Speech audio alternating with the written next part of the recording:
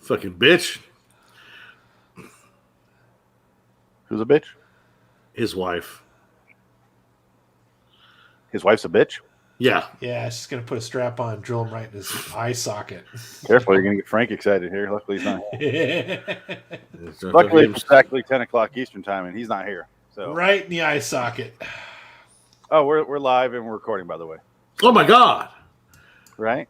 We are recording right now. I figured you guys won't shut up about it, so I'll just start recording. That's a good idea. Even though you said we shouldn't talk about it. Exactly. Theme song. Listen to me. What do we do for an episode like this? Beaumont, yeah. Oh, here's a good one. You're entering a realm which is unusual. Maybe it's magic or contains some kind of monster. The second one. Prepare to enter the scary door.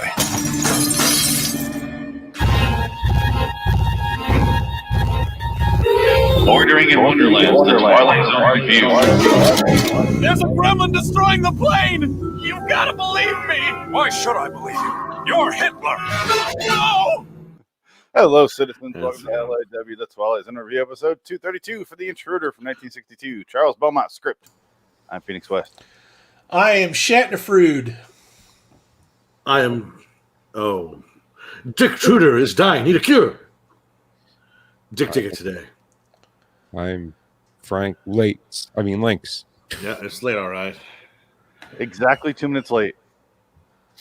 It's always weird. Anyway, we are talking about The Intruder, a movie. I will be honest. All right. I'll be honest. I chose this movie because I drew the movie, little movie card from the board. And I was like, this one looks interesting. I knew 3 things about it. I knew it had Shatner. I knew it was Roger Corman directed. And I knew it was a Charles Beaumont script. And I guess the other thing I knew was the poster. And the poster made it look like it was like a spy crime thing. That poster is awesome. You have to show it. For the audio people, I apologize. You might want to check out the YouTube or just Google it yourself. I don't remember that from the movie at all. Okay, the one in the YouTube video was the one that I saw. I did not see this one. This is the one I saw. This is the one I picked out when I was finding this movie. So I was like, oh, it looks like it's a Shatner getting his reflection of a cigarette machine. I thought it was that makes it look like 7 Days in May right there. Yeah. I thought it was something like that. It's called The Intruder. I thought it was like a spy thing. And then it starts, and then one of the first characters on screen is an old lady shouting the N-word every other word. I was like, what the fuck did I choose? And what are we watching? Monsters Ball? That boy's got N-word blood in him, I swear. Yeah. I was like, what are we watching? What is this? That's what I was thinking. I'm like, what did Phoenix make us watch? And I'm, yeah. That's why I had to explain why I chose it. Hey, Phoenix, what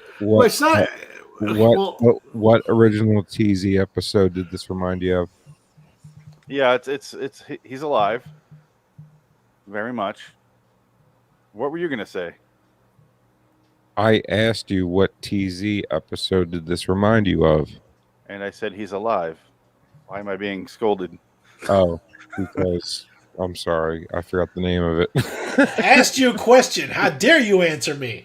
What's wrong with you? Don't you know what's going on here? They're trying to integrate your schools. I want to live.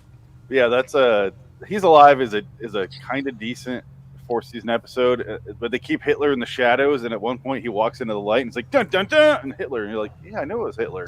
And the black dude in the car had the Hitler stash. This is true. That was off-putting. That was Dennis Hopper. Actually, that was Jeffrey Wright, because he could play any character ethnically. Yeah. Because that guy looked Mexican to me. He didn't look like a black guy. He looked like a Cuban. I thought the exact same thing. Yeah. I was like, wait a minute. Yeah, I was like, is he black or is he like an Oreo? He looked more like Giancarlo Esposito. Yeah. Who is Jamaican. He's like a Jamaican Puerto Rican Jew. Chilean. Yeah. And the suspect is black. In Breaking Bad, he's Chilean. Yes. He like switches whatever. He's like John Turturro. Whatever you need him to be, he'll be. And in The Mandalorian, he's space Puerto Rican, I guess. I don't know. Hey, it's Gary Oldman. Those goddamn Space Ricans. Can't stand them.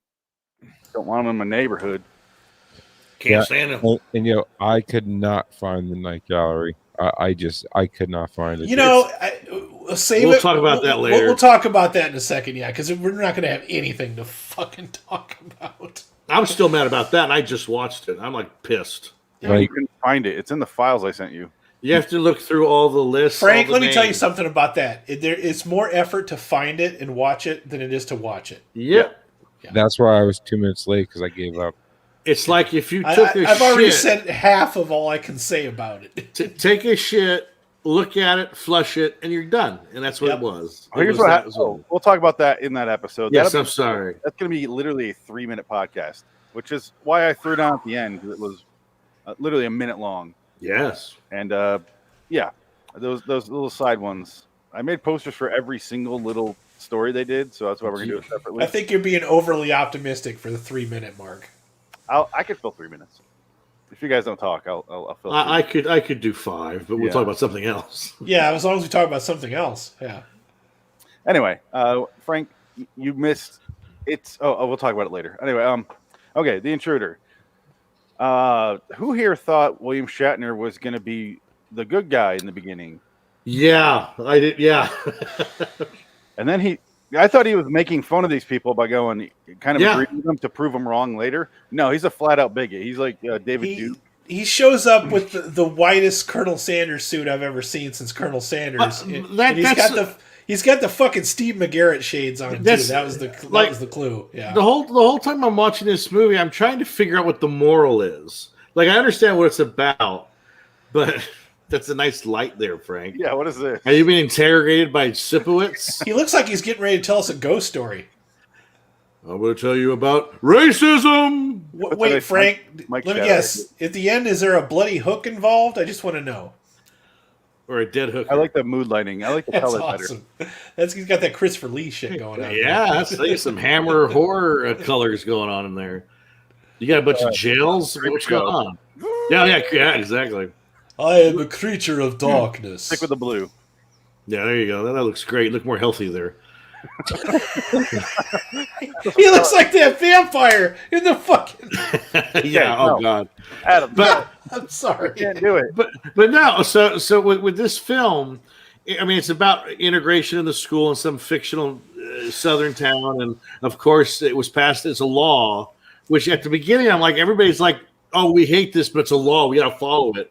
You guys are awful bigot racists. What do you care about the law for? Like, you guys are awful people. You'll mob somebody to kill them, and yet you're going to follow the law of integration. Like, What they're saying is that the law has to tell them how to be morally responsible human beings. Okay. That's what I didn't like about it. And the law up until this point was on their side. Yeah, Like they revolt against the law. yeah. It's like what? But then they don't revolt against the law because that big fat guy that looks like the guy from Total Recall and Arachnophobia, that character actor, he's in this movie. He's not him, but the guy who's like he's the governor or mayor or something, and Shatner, Newspaper guy. Boss Hogg. Boss Hogg, basically. He's like the influencer of the city. And he's just like, it's a law. I can't change nothing about the law. I must not agree with it, but I can't do anything about it.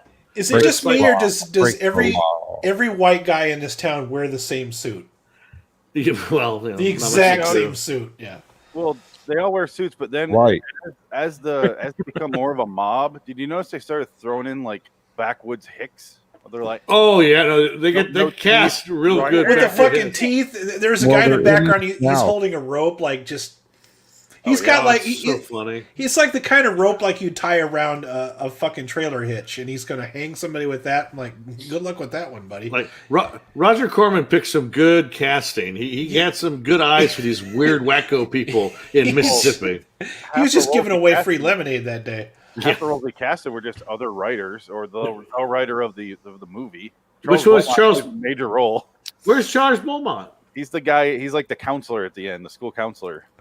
That's Charles Beaumont? Yeah, he lived Patton? another 5 years after this. No way.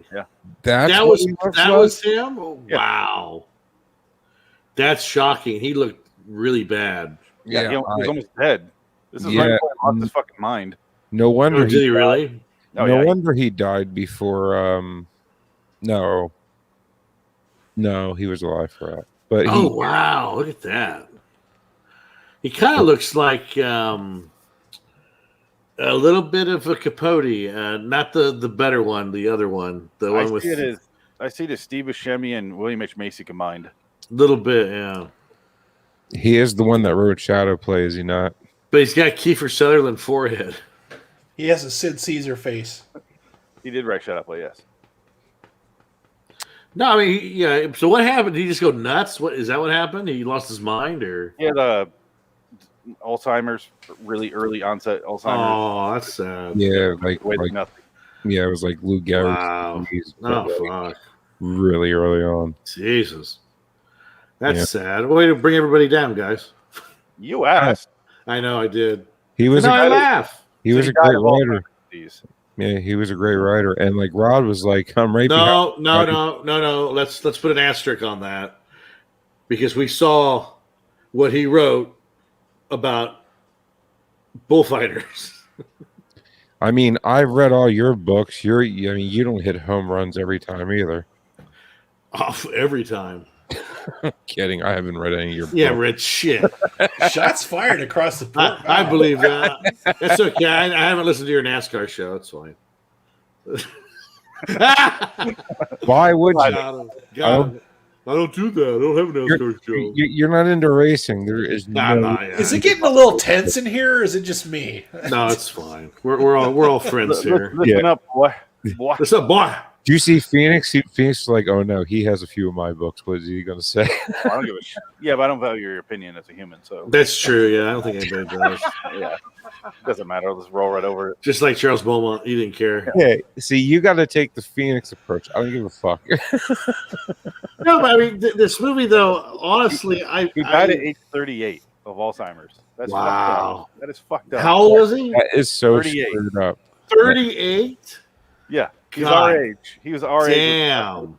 Yeah, like that's so sad. I just turned 38. Do you know how like horrible that makes me feel? Go back to that picture of Charles Beaumont. This is him not at 38. I mean, seriously. That was 6 years. Yeah, that's like a 30. So he was 31, 32 years old at that point, and that's what he looked like. Yeah. I mean, he looked like he was about 58 years old. Oh, he was clearly living fast forward if you get Alzheimer's. Apparently. Well, if he's anything like fucking Serling, he was probably smoking a pack for breakfast every morning, and that'll do that to you after a while. I guess, yeah, shit. Eating liquor sandwiches. Yeah, but I mean, you know what? 38 years on this earth, and he's done so much. Yeah. Than all of us combined. Absolutely. And then some. He wrote Shadow Play. That's back when you could do that, though. Now it's all done. He wrote the greatest Twilight Zone episode of all time. I can't wait to watch the remake of Shadow Play. Which one's Shadow Play? What happens in that one? I really don't want to watch the I don't want to watch that Phoenix. We're gonna have to. We'll watch it later. It's the one of the guys in a recurring dream. Oh, is Shadow Play? It's not the one with the U-boat? No. Okay. That's a couple different ones. Shadow Play is the one where it opens up with him in a courtroom being sentenced to death. Okay, yeah. So the Intruder. I was waiting for Shatner to Here he is. I am the good guy. Here I am. You guys are all wrong. But no, he's the worst piece of shit. I'm pretty sure he fucked an underage girl. Oh, he absolutely did, yes. And he was like, is there, there was and he raped another woman. He raped a married woman. Yeah. He literally, he raped a married woman because she was too old. And he literally said to the younger girl at the, the soda jerk place, are there any other younger girls that you can introduce me to? Well, that's because he was trying to spread his hate. Well, he was trying to. Is his hate so pure can his cum? Why does he have to fight? Okay, what I want to know is this Shatner from The Enemy Within or the Shatner from Mirror Universe? Like this is definitely the Enemy Within Shatner. Yeah. This is the Shatner from. This is the Shatner from Star Trek 5. This is the awful movie. This is Star Trek 6. Shatner gets a Nambla. Damn it, I forgot the word. You know what you got to do with this though? You have to take the Star Trek 6 scene when they're on trial, and when they're listening to the audio clip, and it's audio from this movie, and then you have Shatner say, "Yes, those words were said by me," and then all go, "Ah!" You know you want this. You know you want this. I feel like if he does that and uploads it, YouTube's going to go after Phoenix like he actually made the audio or something. You know? I had two thoughts. Dick was kind of mentioning I should put, this dialogue over Shatner in Star Trek, in which I don't want to play because it's fucking horrible. Everything he says in this episode. It's pretty terrible stuff. Yeah. Or I can my filthy Twilight Zone version would just be censoring the movie, and I was like, that's not fun because I literally just cleaning up the N-word after another. Yeah, that's all you got to do. Well, he already says it. You're not pretending to put swear words in. Exactly. They're actually there. No, this movie freely uses the N-word like water. I mean, it is like, holy shit. This is like, oh my God. But that's what I'm saying. Roger Corman was making like this was real. This isn't. They didn't pull any punches. It's in your face, like it is. It wasn't the sanitized version. No, this is what probably was really like. This is that's reality. What I was beginning to think that maybe this was another one of those made-for-TV movies that we were watching. But then when they first started, like Phoenix said, like not even 10 minutes in, lady starts dropping N-words, and I'm like, holy shit, what am I watching here? You know, it's like a good civil rights movie made during the actual civil rights movement. Absolutely. Like in the heat of the night. Yeah. Which is a movie I fucking love, by the way. It's a daring movie. Where was Forrest Gump? Where was Forrest Gump to pick up her notebook? Forrest Gump was too busy jerking off to Jenny. And I messed up your sweater, your roommate's sweater. I'm sorry. Ma'am, you dropped your book. You dropped your book.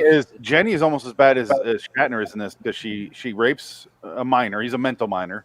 Yeah, a retard. She fucks with underage kids, and then she's an awful human being because when she's got no money and she knows he's rich, calls her. She calls him out of nowhere and says, "Oh, Forrest, I need to talk to you because I need help. I'm dying of AIDS and I'm a waitress at some shit shack. You know, when give me your money." With Haley Joel. When Shatner walks into a scene in this movie, I kept waiting for him to just kind of walk in and start going. Yeah, fucking bass line playing in the background. They did have sax in this. He's the evil Tobey Maguire from Spider-Man 3. That's who Shatner is. Or just Tobey Maguire in general. That's who Tobey Maguire is. I feel like I need to ask the question. Or Shatner in general. Frank, you watched the movie, right? What? Podcast. And it was Shatner's birthday, by the way. I was just gonna. That's one of my next notes here. Is 90th birthday. It was yesterday. Shatner. Yeah. We have a thing going. We did Russell's 70th. 90th. I can't believe he's still alive. I can't either. I'm shocked. He's the last guy kicking, and he's fucking looks great. Like he's not going to slow down. And what's crazy is after Sulu does it. Sulu and Chekhov don't count. Hey, you know what though? To be fair. If it wasn't for Star Trek, Shatner would be robbing liquor stores for cigarette money. No bullshit. Absolutely. Right? The guy has had so much luck. Frank, what were you going to say? What's so weird is Shatner went up to Patrice O'Neill after the Charlie Sheen roast and asked him why he was so depressed and all this and that, and why he didn't look healthy and all this other stuff. You know what I mean? And he got real deep with him. You know what I mean? Like they talked for like 2 hours right after the roast and all. And like Shatner went deep with him. You know what I mean? And then all of a sudden Patrice is dead. Yeah. Shatner's still alive. He pulled SelenaIsDying. Sucked his teeth out. Yeah, I was going to say, exactly. A lot of parallels. Your years, child. I took your years. I was burned alive, and I took your years from a nurse. Swallow your soul. Okay. Yeah. We got that episode, and then we got a Cleopatra episode coming up. Cleopatra Jones. So I have a couple different alternate titles for this movie that I found. Oh, please. This movie is also known as The Stranger, Invader, Incitement, Shame, Terror in Alabama. Shame's good. White Terror. Ooh. Lynching, Hatred Explodes in Dallas, which I don't understand. Wow, that's and the last one, I Hate Your Guts. That's good. That's a good title. I have a question about the lynching. I don't think the people in this town understand how hangings work. Can we get to that? That's the end of the movie. Yeah, we'll get to that. They were doing it wrong. Did you like the awkward dubbing in this movie? Did you notice that? The old man going, well, that, and then also when the two black students are walking down the hallway, one student's like, "Oh man, they all look alike to me," and it's like a white guy's voice. It was like a child. What the fuck is that? And it shows just how racist black people really are. Exactly, because it says, "Y'all look alike to me." Either that, or they dubbed it because they didn't want to start an actual race war in the middle of a race war movie. Well, I guess before it was like, "Them honkies look the same to me, motherfucker. I'll see you later after school." I mean, they're not wrong. Yeah. No. Just with the hate M&M's be getting lately from black artists, they're very racist. Oh, he's getting hate now, Eminem. He's on the cancel list. Even Snoop. I mean, the guy's made a career making fun of people. It was bound to happen at some point, Frank. Well, I guess the Silicon Valley guy just got destroyed. I'm not really that. I'm not being that serious, guys. Did you see that Silicon Valley guy's done? He's over. Who's that? The fuck are you talking about? The guy that started in Silicon Valley. Oh, that Thomas Middleton. Yeah, Middlefish or whatever the fuck his name is. I mean, is he the new N guy? No, he's done. Like he's like a sex pervert weirdo. He's done. His career's over. Weird club there was going on. I don't know. This happened. What's going on with that story? It happened 10 years ago, and then now it's coming out that he's just a weirdo. And then I saw him live. Yeah, allegedly. No, it's not allegedly anymore. It's pretty much out in the open. He's done. His career's over. Allegedly. It's funny because I saw that story like as I finished up The Office, and he shows up as Dwight's brother in one of the last episodes. I was like, oh, oopsies. He's a pervert. He's a pervert, dude. Everyone's a pervert. He had to go door to door and tell everyone he was a pederast. 8-year-old dude. All right, dude. There's only a few people from this episode that are still living. We got Shatner, who just celebrated his 90th. We got Roger Corman, who's going to turn 95 in April. And then one of the actors is a writer, William F. Nolan. He's the only other person that's alive. Wow. Everyone else is dead. Even the woman, even the girl. Good. God bless Roger Corman. Racist fucking pieces of shit. I didn't mean to do it. Maybe can become my daddy. And besides, they're all from the South, and we won. Fuck them. Frank, you know what actors are, right? They're not real. They're not really racist. Shatner's not a real racist, you know. Yeah, he is. He's totally racist. It also stars. So there's 3 writers in this. Osseo Rich. He wrote Twilight Zone episodes Deadman Shoes and Static, which is terrible. Yeah. George Clinton Johnson has it a small wasn't role. that bad. And then Charles Beaumont, and then William F. Nolan. So you just put a bunch of writers in here to not have to pay them. Pretty much. That's probably what he was doing. And he was basically saying, "Hey, this scene don't work for me. Beaumont, come here. Or Freeman, come here. No, come here." He had a bunch of different writers to choose from.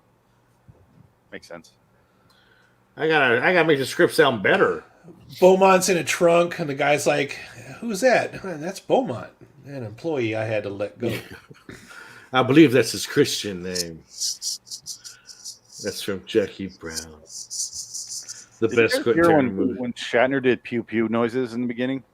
Yes, that was my favorite part. Yeah. I was hoping we were going to get to that because they had the greatest fucking cut. Like he's going boom, boom, boom, and then they cut right to a fucking soda fountain. Like being it's perfect cut. I'm like, there's some good stuff. I laughed. In here. I don't know if that was intentional or not, but it made me laugh. It was just like the greatest cut. Corman directed a solid movie. Like this isn't like no joke. It's a good movie. He's going to show this awkward jump cut. Yeah. Good job, Frank. What's that to the movie?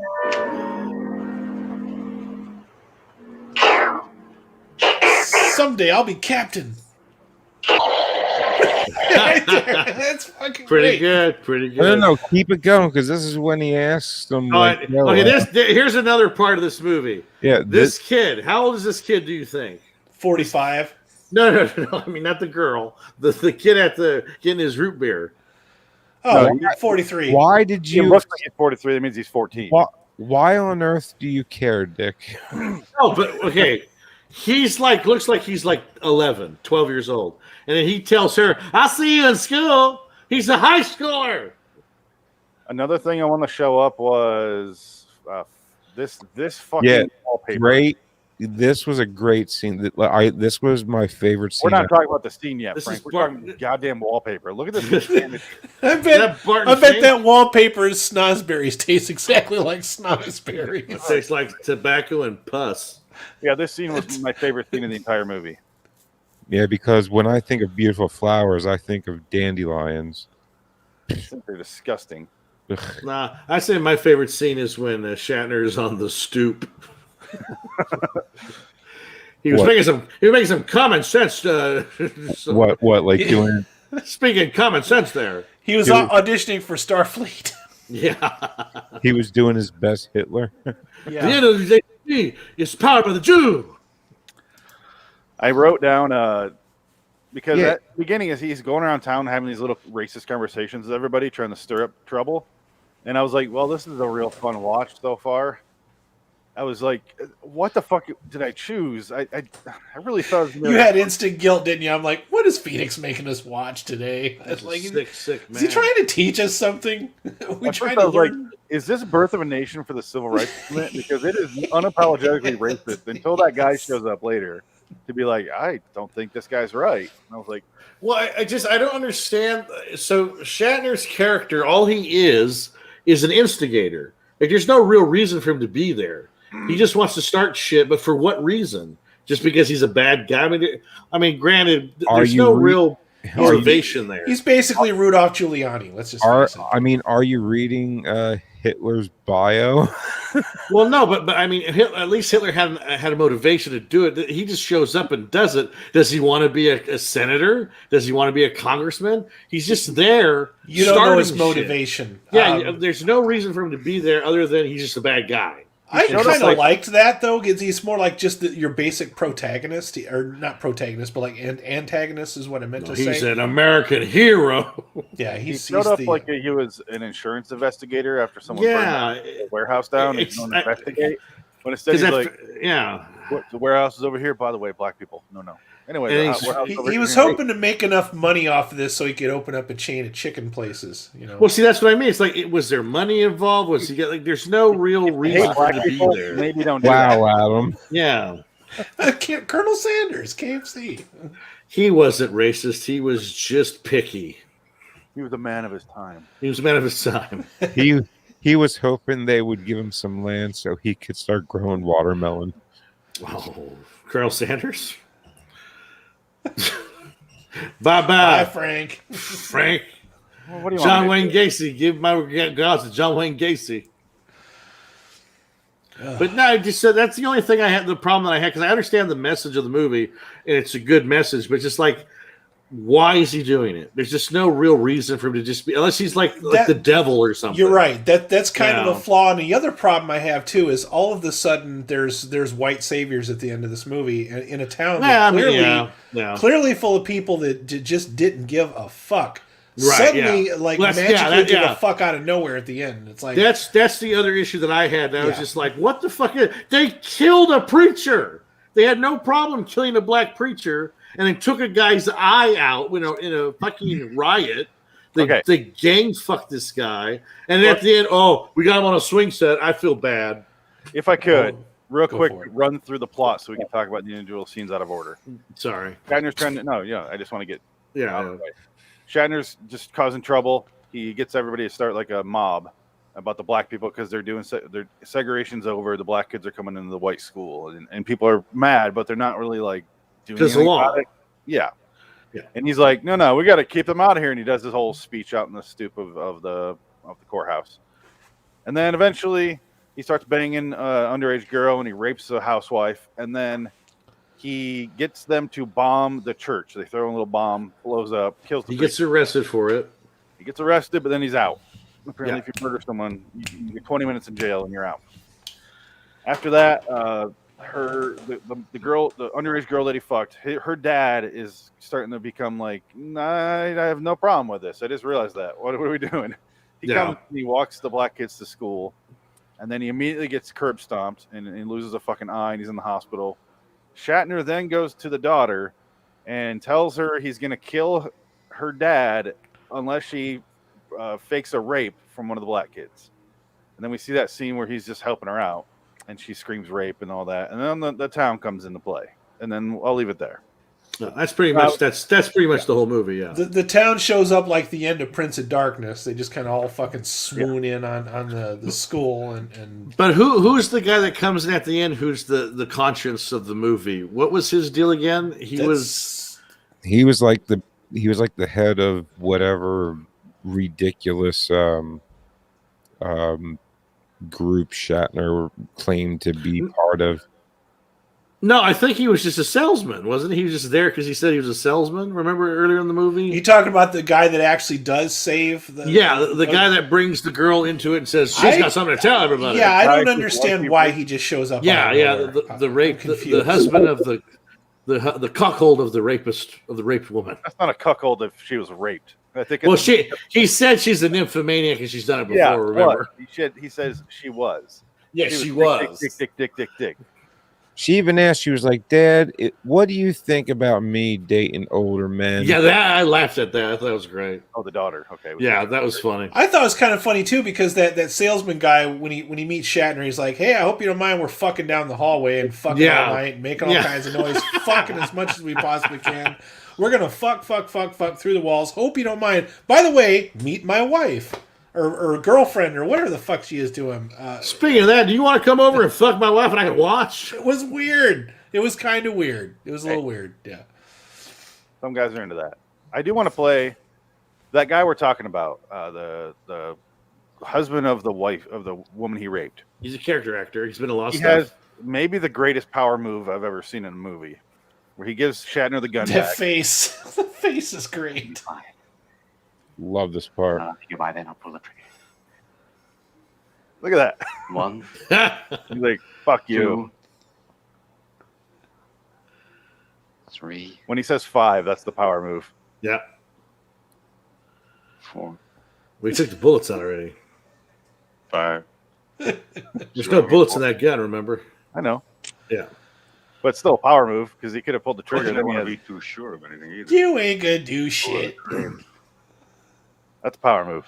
That's good. We gotta go back to go to the scene where the big hoss karate chops Shatner in the head. That guy is 100% Haas. He has the Haas uniform on. I fucking lost it. I lost Boss it right hog. there. Shatner starts falling before the karate chop is connecting.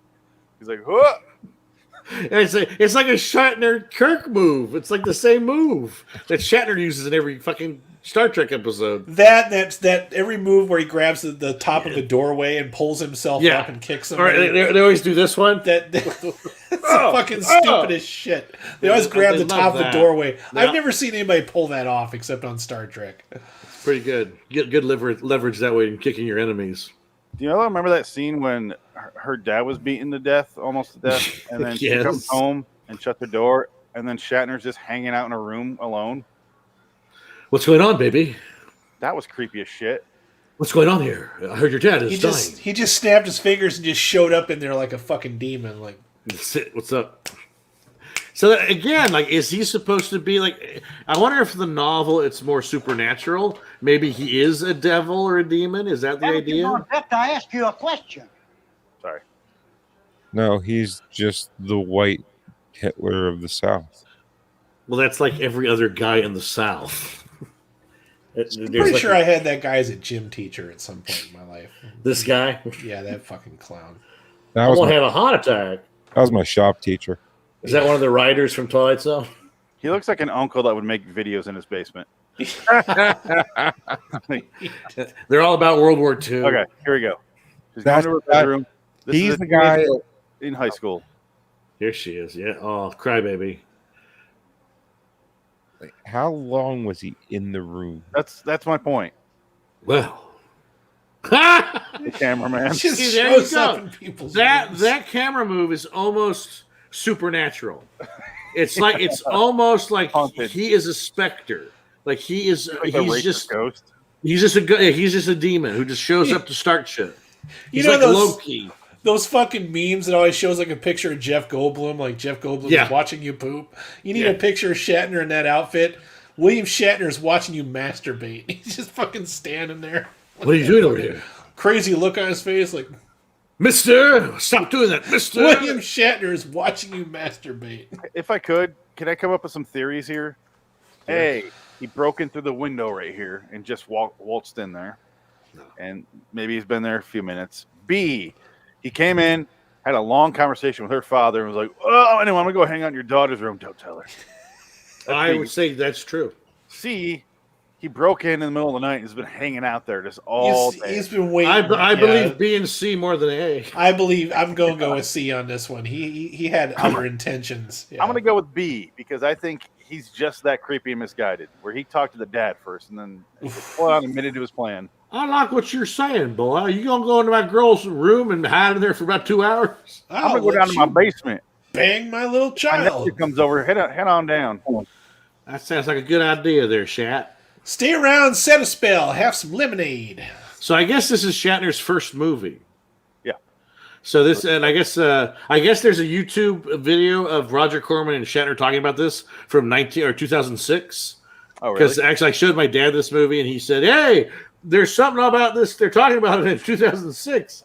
And Shatner is like so fucking in love with himself, and like Roger Corman goes, "Well, I discovered this wonderful actor from New York named William Shatner," and he says, "I would have done this role for nothing."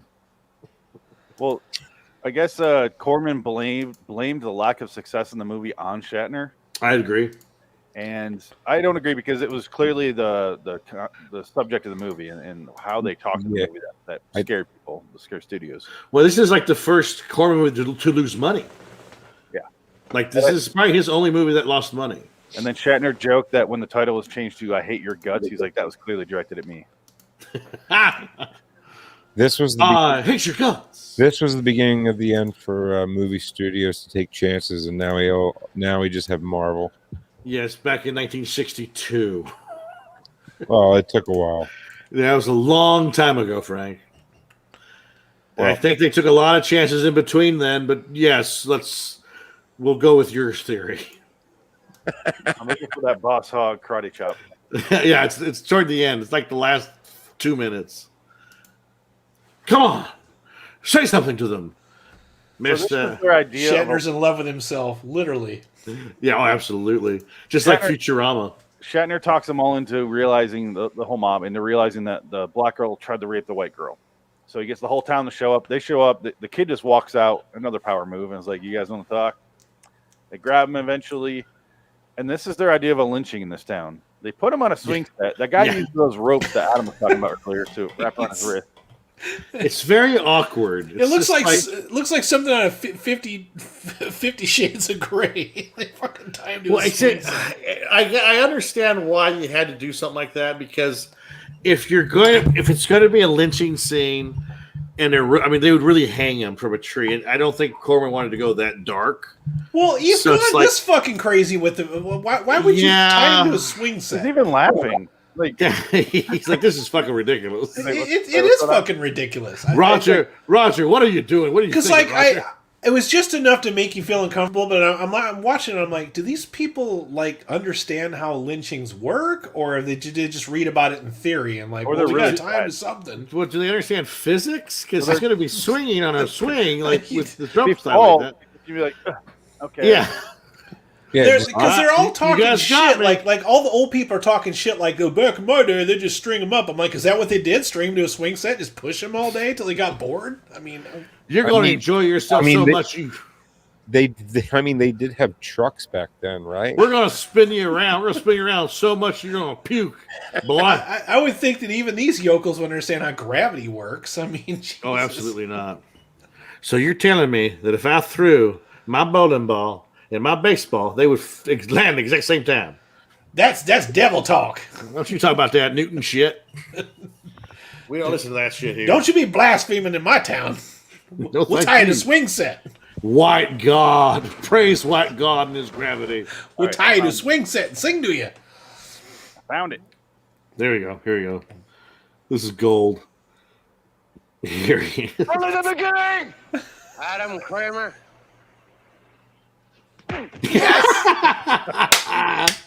Now that's a power move. Yeah. Adam Kramer. You know you done fucked up when you get bitch slapped by Boss Hogg in this fucking small town. Karate chops. He got flat out karate chops in the neck. Right in Judo. Yeah, and it wasn't even from his hand. It was more like his wrist. Yeah, his big arm kind of came down on him. No. He didn't even give the wind up. Like if you wanted to make it look like a slap, you should have given like a long wind up. Like that's almost as good as A Night to Remember dummy with a chandelier. No, not even. No, it's not that good. It's on par. No, that still wins the Academy Award, Dick. Yeah. Oh man, I don't know.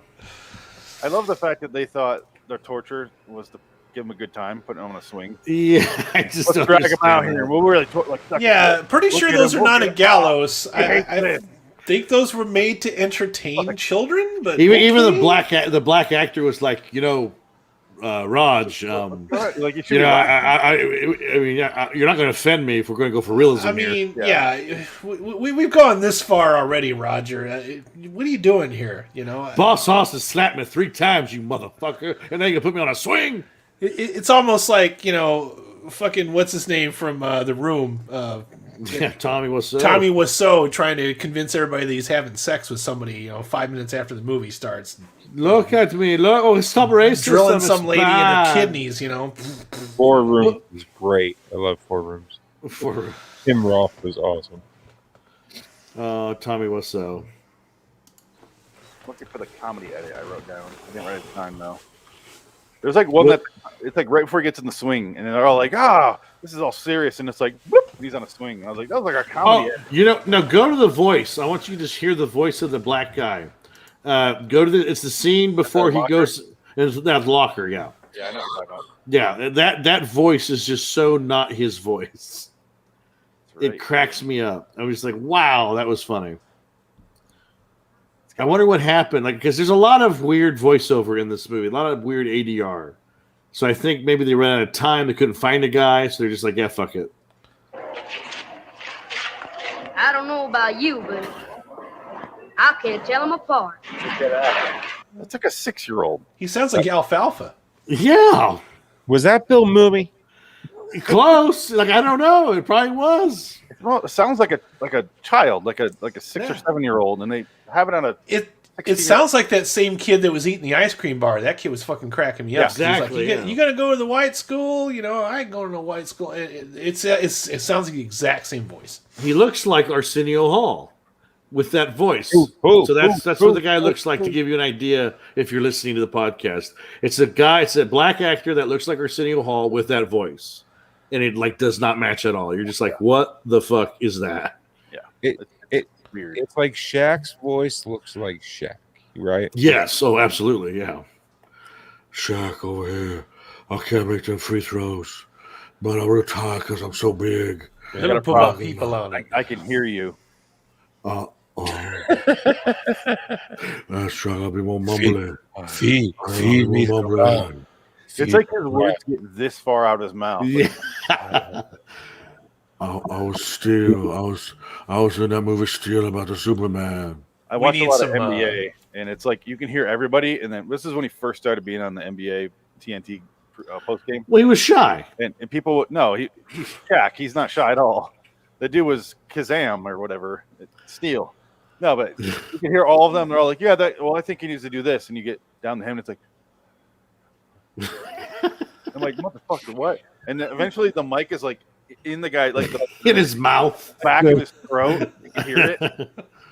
Well, I mean, if that was me, I would have just stood on the 3-point line and just never gonna give up. I just want to say that Mr. Lucas wrote a good movie. It's a good story. Star Wars Episode 1, The Phantom Menace, was enjoyable. Did you ever see that clip? He actually shilled for Phantom Menace. It's hilarious. Did you just say Phantom Menace was enjoyable? No, that's what Shaq says. He came out. He goes, "I just want to say that George Lucas made a good movie. It's a great story, and I enjoyed the Phantom Menace. Don't listen to bad reviews." It's just like wow. It's like I thought Attack of the Clones was the best of the three. That's a don't believe the hype. I think that's what he said. Don't believe the hype. Don't believe the hype. It's a good movie. The Titanic is terrible. It's terrible. Terrible. Don't waste your time. You're doing Charles Barkley, Adam. I was like, that's Barkley. I'm sorry, I don't sports football very well. But Dennis Rodman and Shaq are very similar. That was two. It was terrible. It was terrible. Carmen Electra masturbated me before the press conference. Dude, she better have. I'm going to be in a movie. Bitch. I'm going to be in a movie with Jean-Claude Van Damme called Double Impact. Everything you heard about Madonna is all true. All of it. She's a whore. Can we go back to talking about Carmen Electra? Sure. Is she alive still? I don't know. What did this? I feel like she's probably had a bad facelift and she looks like shit now. She probably looks like in this Chrissy movie Teigen. theater. She doesn't. I just saw Chrissy Teigen had a bad facelift. She looks terrible. Not up in here. That is she looks terrible. Terrible. She looks like a split between Tara Reid and Denise Richards. Ooh. Oh. She doesn't look bad. No. Are those new pictures or how new is that? This year. Yeah. I would. Okay. Yeah, she's definitely still a fucking 30. Let's objectify people based on their looks. Us four beautiful people. I mean, shit, I'm the ugliest motherfucker in the world. Electra Pornhub searches skyrocket after The Last Dance appeared. Did she do a Pornhub? Did she do a Pornhub? No way. She has more money. She don't need to do that shit. Anyway, you can always do an OnlyFans. I mean, because the Kim Kardashian sex tape was such a letdown. Stop watching celebrity sex tapes. They're always stupid. I know. I think it's the voyeurism that's what gets people interested. They're just like, I want to see how the other side lives. Yeah, the Pam and Tommy video made a lot of money, so that just became a thing after that. Yeah. Yo, Tom. Tom. He smashed that shit, dude. Well, he's got a fucking 3-foot dick. He was in front of the boat. She was in the back of the boat. He was like, "How's that feel, bitch? How's that feel?" He thought it was the anchor change. Oh my god! But just think, he might be blessed with a big cock, but he's got hepatitis C. Yeah. So he got a lot of hepatitis there. Yeah. He's got a lot of hepatitis in that cock. Z and hepatitis to him means something. He's got hepatitis CBD and F. They said hepatitis in like tabloids, but he's really got barnacles. Probably, I don't doubt it.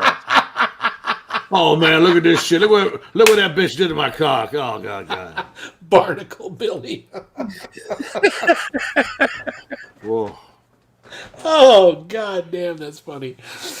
Well, what's that in the background there, Frank? You got some Rod Serling merchandise. What is that behind you? What is that? It's the hey, there's a Shatner and there's the Invaders, like the little roly-poly guys. Oh Christ! Really? Like a bobblehead guy. Yeah, the Invaders. Oh, okay, I get it. Fucking solid, man.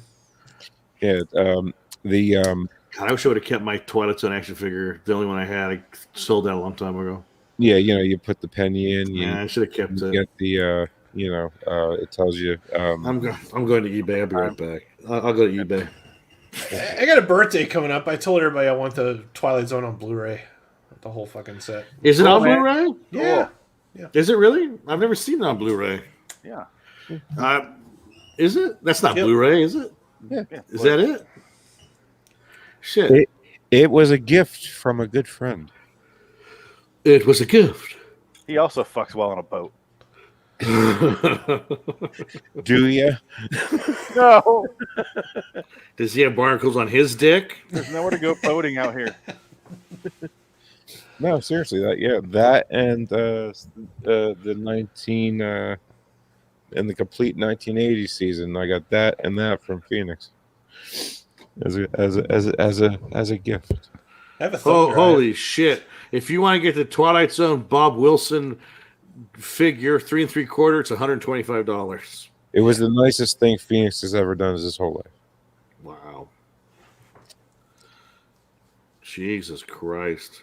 What a dick. These guys are expensive, man. I love you, buddy. Oh! Anyway, the Intruder. Holy shit. There's another power move that guy does where he gives him the bullets back. That was cool. That's my favorite That was part. clearly Yeah. a go blow your brains out with these move. You want to take these He to doesn't hell like with chew ya? him out either. He just says, "By the way, there's a bus over there you might want to get on, and here's your bullets, so you can't say I stole anything from you." Yeah. Fucking drops the bullets. That was almost as cool as that scene at the end of Carlito's Way. Right. Adios, counselor. Except Adios, that counselor. at least we get a shooting at the end of that. They kill our main character. This guy just has to leave town on a bus. But it's still funny because he's like, you might want to get up off the grass because you're going to get grass stains all over that white suit of yours. That pretty white suit of yours. I know. I like that. The same suit you've had on for 6 days, you nasty ass. That's true. I know. You smelly fuck you. I just picture there's like a shop in this town and like all they do is sell white suits, just like wall to wall, the same fucking suit. Like everybody has that. Huey Herman's closet. Except all the yokels for some reason show up wearing fucking flannels and overalls and. But they must have the greatest dry cleaner in the world to get fucking that fucking white spinach suit beards clean. and shit, right? Yeah, they got 2 suits to clean. It's the 3 guys in town that wear the same suit. They share it. You gotta send it to that Chinaman down the street. I mean, they made this for $90,000. They could only afford 1 white suit, and they just swapped it between characters. They thought it'd be too obvious and too on the nose if they had white hoods, so they just like put white suits on them. Fuck it. Exactly. Hello there. Because whatever fake ass fucking whatever organization he's part of, they really wanted him to say KKK. Okay, now I've had a long day. I could have been imagining things, but that scene where they were showing the cross burning, like they had the cross burning, it was like in the truck or some shit like that. It looked like the flames were shooting out of the cross. Was that like by design, or I did I don't just remember. imagine that? Maybe you were having a drug-fueled day. Probably. Yeah. I am on a lot of medication. I would. So. I mean, I would think they would like have like gas pipes coming out of it, also they could keep reusing. It does. It looked like like the fire was almost looked like it was a grill, like the thing underneath the grill. Should you go to this scene where Shatner forces himself in that woman? He goes, "You know, you want it." Well, no, hold on. I mean, you think about it. Like they're gonna have like 15 crosses that they can burn, so they can have 15 takes. You know what I mean? So I was like, are the flames shooting out of the cross? Do they like reuse that for barbecue? If Corman could find a way to do that for $15, he'd do it. See, they probably roasted weenies on that thing later. See how that just kind of.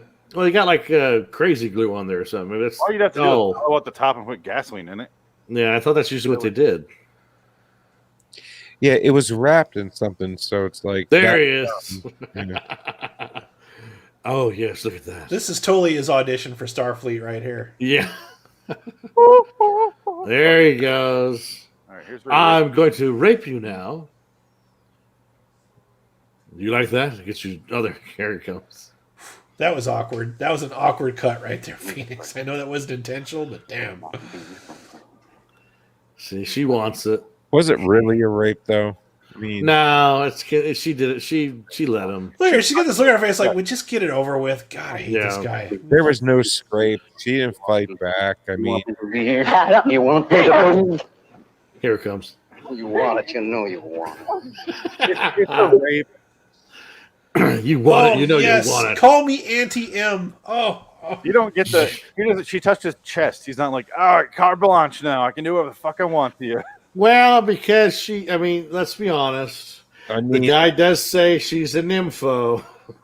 Call me a wicked I'm monkey. sorry. I'm sorry your stepmom is a nympho, but and plus personally, my tits are my go-to, That's ready to go. Frank, you turn Frank on, you push power on his nipple. Fuck yeah. That's right. Boop, boop. I know. Ready to go. And it's just like bing. It reminds me of a Goldfinger, where he rapes the lesbian in the barn. Yes, he throws her in the hay and he says, "Take it." And she's a lesbian, and he still fucks her. Would you like a roll That's in the because head? he's fucking Bond. He's gonna fuck the dyke out of her. That's what he's gonna do. I'm the little Dutch boy. Pussy galore. You're gonna have dick galore in a minute, you little bitch. Hey, let me set the mood. I'm gonna slap you like a little bitch, and you're gonna take it. Wow, wow. I treat you like my communications officer.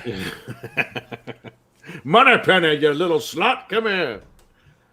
I'll slap you too. Where you think she got her name from? Ooh, her. It's like listening to the Beatles without earmuffs. Yeah. So he says in Goldfinger. 64 Bollinger. It's like listening What? to Beatles without earmuffs. He says that. Yeah, he says he makes a Beatles reference. Having a 64 Bollinger above room temperature is like listening to the Beatles without earmuffs. I've seen that movie way too many fucking times. Yep. That's the original Romper Stomper. They keep trying to bring that shit back. Them fucking terry cloth underwear he's fucking wearing. Nasty. Now, even Connery can't pull that shit off. What are you talking about now? The fucking rotten outfit he's wearing. Yeah, at the beginning of Goldfinger when he's at the hotel, he's got a fucking Romper Stomper on. It looks like an old, cum-ridden towel. It does. It looks like he took a bunch of beach towels and fashioned an outfit out of it. Pretty gross. It's gross. Yeah. Shatner, he does what he wants. He's a guy that does. He's fucking Connery. I'm 90 years old. Oh, that's Shatner. I'm 90 years old. Everybody's mother. Shatner outlived Connery. Connery's gone. That's right. Shatner's still standing. I don't like Connery that much, so I've said that. I don't have any emotion with Connery at all. I'll be honest with you. I'm not really crazy about Shatner as much as I love Star Trek. I think the guy's kind of an asshole. Yeah. And, Oh, absolutely. You know, he's roding on the coattails of a lot more talented people. RLM did the whole thing about it. You guys see Yeah. Yep. And I'm with RLM on that one. I believe it. Yeah. Well, if you read the books, I mean, even the books that he wrote, he admits he was an asshole on set. Nobody liked him. Are you talking about Tech War? Well, yes, Tech War. The kids got to learn about Tech War eventually. T.J. Hooker. No, but I guess Chekhov and him, I mean, they didn't talk for 30 years. Hey, now, I don't know much about Walter Koenig, but I've been watching Babylon 5. I'm on the last season. Walter Koenig is on there all the fucking time. He's in that show way more than I thought he would be, and he plays a really cool character too. Well, he's like an investigator, right? He's a psychic cop. That's right. Yes. Yeah, he investigates other psychics. Pretty fucking cool. Yeah. So that's a good show. I do think Shatner knows about this podcast now because so many people sent a shout out yesterday on his birthday to him and tagged us. It was like Shatner and us. Really? So many people did that. Shatner has no idea what the fuck this is. Shatner doesn't remember making this. They just filmed it and called it a movie. No, his memory is incredible. If you listen to him talk, his memory is outstanding. I can't remember shit, and he can remember. I know. Can you imagine being that age where you're talking about 70 years ago and you're still an adult? I don't know. Every time we bring up Shatner, all I can think of is all those videos where they just keep showing him at all these Hollywood parties, and he's just sitting there by himself staring at his phone, like nobody's talking to him and shit. He didn't have a fucking iPhone in the 50s. No, I mean, I'm talking about recent videos and shit. Oh, yeah. Well, he's 90. What was he even doing there? I was, I think I was 6 or 7. Right, it was in the late. Here we go. Here comes another awful story about death and murder or rape. Uncle shooting videos in his basement. Please don't tell me that's related. Yes, something bad's gonna happen. Okay, Frank, go. No, I'm saying I just wish I was older to appreciate the fact that I was watching Shatner and Leonard Nimoy talk about just whatever on a stage in Philly. That's all. I'm so not a Star Trek convention? No, it was not. How was it not a Star Trek convention? It was just Shatner and Leonard Nimoy up on stage for about an hour and a half, and they were just talking. I don't know what it was about. I don't know. That's a Star Trek convention. No, it wasn't. I'm telling you. They didn't do a tour. Yes, they did. They did tours. They were called Star Trek convention. If there's only two of them, it's not a Star because Trek they convention. didn't talk about Star Trek. Well, What then the nobody fuck went. they talk about Nobody went. Because my dad, I remember my dad complaining on the ride home from Philly about how they didn't talk about Star Trek. That was fucking wasting my money. They talked about fucking art and shit. Bunch of fucking faggots. Probably because before they turned the camera on, he's like, I don't want to talk about that fucking Star Trek anymore. I'm sick of talking about that fucking show. Made my entire career on it, but I don't want to talk about it. I don't want to talk about it. I'm sure they both feel that way. Yeah. Yeah, talk about Star Wars the whole time. I would have loved to have been Star Wars. It wasn't a convention center. It was just 2 hours. It was like a, it. I don't know how long it was. Was it a movie called Captains?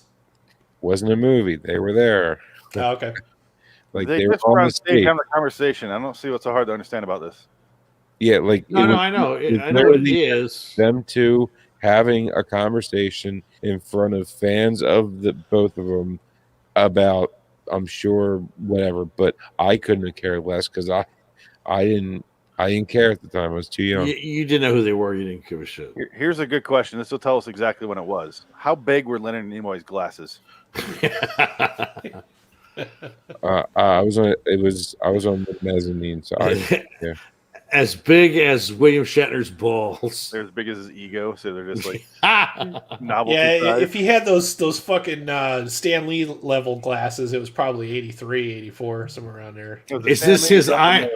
Well, no, I had which autobiography is that at the time? I am not Spock. I am Spock. Yeah, I've given Spock a second chance, or I'm through with right Spock. after Nimoy directed the Voyage Home, probably. Yeah. I mean, I would want to say it was like 1990, 91. 91. If it was 91, that would have been The Undiscovered Country, I think. This size. That's old. That's old. Big. Yep, then the Stan Lee glasses right there. Or were they smaller? Oh, Jesus. That's death. That's death, Nimoy. I understand what Leonard Nimoy. I do know what Leonard Nimoy looks like now that I know. Back then I don't remember. That's my biggest regret.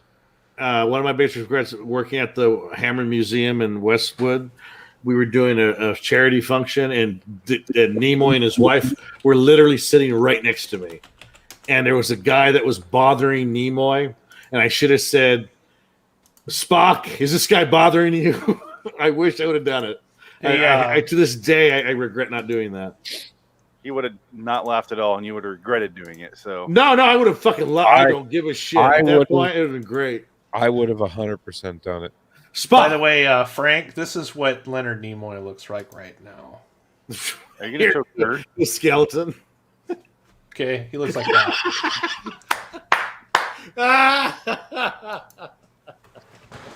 Yeah, that was dead already. Him. Now it all comes back. There's nobody in looks Hollywood. familiar.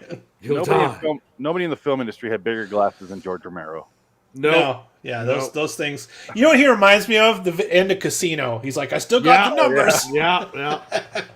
That's not true. Go to a Harry Carey. Look at that. Jesus Christ. Go to any race and you'll see gigantic glasses. I don't know. Would you say George Romero is overrated or underrated? Over. I think over is correct. What has he done? 2 good movies. The Dark Half is actually not bad. Dark Half is good. Dawn of the Dead and Creepshow. Creepshow's good. Night of the Living Dead. No, I mean Dawn of the Dead. Fuck Night of the Living Dead. That movie's overrated big time.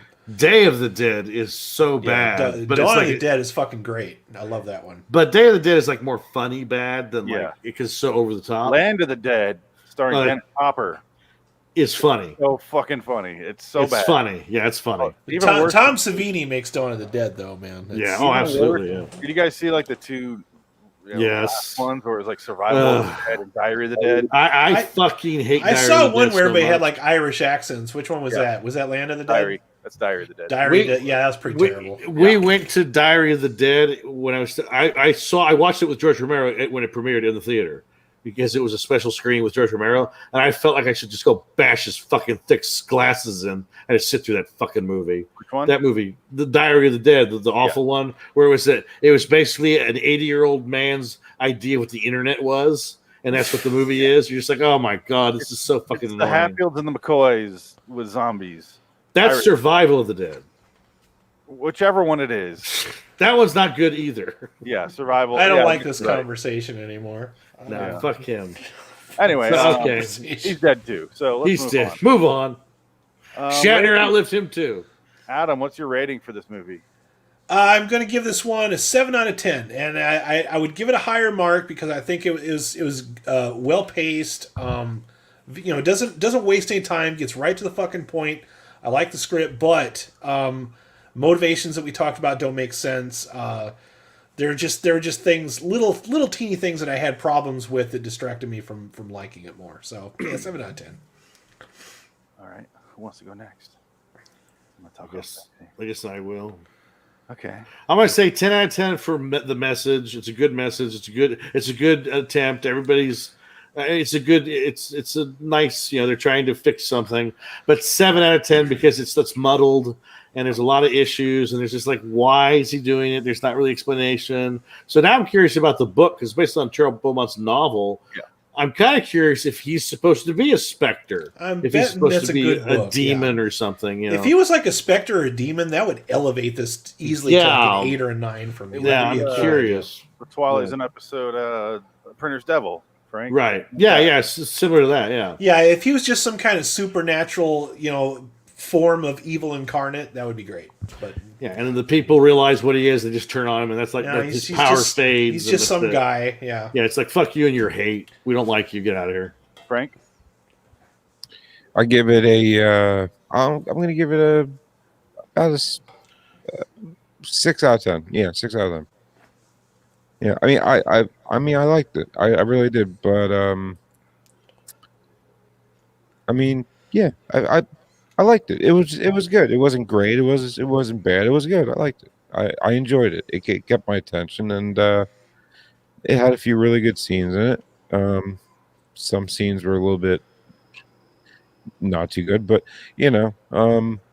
too many N-words for my liking, to be honest with you. But hey, the times, I get it. Not enough dick. Yeah. Yeah. Huh? No, definitely not enough. He was adding his own. Hit a button. It got halfway there, but it's fine. I'll allow it. Frank, if this one had more barnacle dick, would it elevate it for you just a little bit, like at least a whole another 7 inches? 10. 10. I got barnacles. I got barnacles on my dick. I give this 10 inches. Stars. 10. You want it. You want it. Baby. I'm also going to give it a 7. I did enjoy it. It's good enough where it elevated it beyond. I just like 6 is where I say I start to like it. Where not my style, but what it is. I liked it. 7. There's some scenes in this that I really did enjoy. First of all, we got some rape. We got some underage sex, which is also rape. Things he enjoys. Right? We got the most hilarious lynching scene I've ever watched in my life. No, but I do have some problems with it, though. I don't think it's paced well. I think they push everything until the end, and then it's just a muddled mess by the time you get there. I think if they were to spread that out a little more, it's a little backloaded as far as that goes.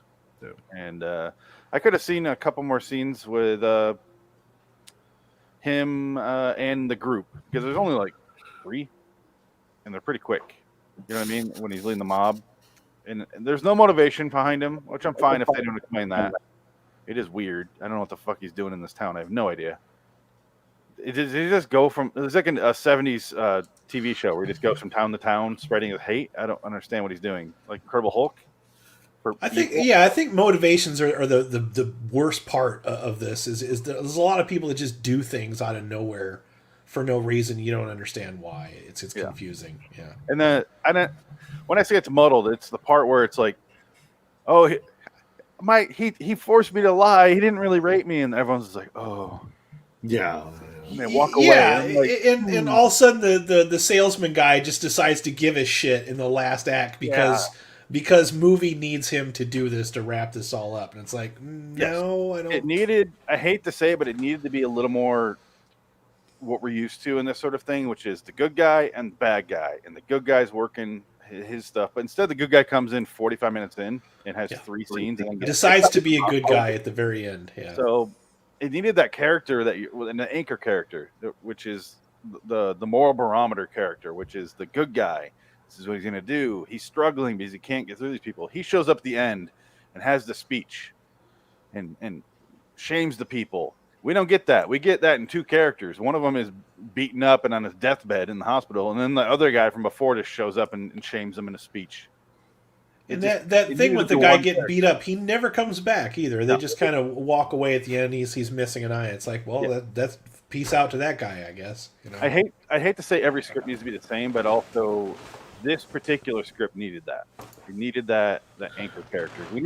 Sometimes you need a formula. You need the formula to help you make the acts work. Because this isn't like a story where it needs to be unique and everything. It's a pretty. It's a message. It's a message script. It has to have certain things for you to follow along with it and realize why these characters are making sudden, drastic changes at the very last second. And it was just locking that for me. But this might be one of the more heavy-handed things that I've watched on this show, or as part of this show. Like it's not as heavy-handed as "I Am the Night, Color Me Black." Yeah, that's worse than this. Or some Jordan Peele stuff. The Jordan Peele stuff is like just so superficial compared to this. But this is one of the more heavy-handed things that we've watched since I've been here anyway. I'm not going to fucking names talk. Phoenix, can you do the outro for me? I got to go upstairs and help Missy with Jackson. She just texted me and she's like about it. Yeah, gotcha. So I'll be right. I'll be back. Just walk. Go. I just want to let you know. Right. No, you're good. Man, that took forever for him to say bye. What the fuck's wrong with him? All right, got mental problems. I'll say LIWstudios.com for me. Loitering Wonderland on YouTube. LIW the TZ Review. LIW Anthology Pod. Loitering Wonderland and Phoenix West on Twitter. Frank would say, Red Dragons Radio. My dad touched me. My uncle touched me. Everyone touched me. Oh, my life's a miserable sack of shit. Adam? Note to self, never let Phoenix do my outros ever, as long as I live. RaidersLostFlix.com. No, Adam. My social... I like you, Adam. I'm not going to do that. Anyway, continue. RaidersLostFlix.com for all my stuff. And then find me on Twitter, Raiders_OTLF movies and TV reviews. Dick. Looks like George Siegel died. He also has some questionable stuff about him out there. George Siegel? Yeah, he had that porno theater stuff. Oh, is that he did too? That was just Fred Ward or Fred Willard? No, maybe you're right. Fred Willard. Yeah, you're thinking Fred Willard. And he's dead. Was George Siegel not on the Natalie? No, George Siegel was the guy from Just Shoot Me. Yeah, I know who he is. Yeah. I thought he was part of, I don't remember. Anyway. So that's where you can find Dick, George Siegel Stories. Yep. .com. Until next time. In the meantime, I'm Phoenix West. I'm Adam Wilcox. Check it. Hold on. Let me be 2 minutes late here. Uh-oh. Frank Links. All right. That felt fitting, right? This is Shaq. Bye, Shaq. Thanks for coming on, Jack. I appreciate it. I'm going to leave right now. The Intruder was a good story. Mr. Coleman made a good movie. I agree with this town. I don't understand what the William Shatner character was. All right. Break time. Ooh. Water time. I'm going to take a pee, but I need to say this episode first. Do that. So bad. Oh, my God. I love this story.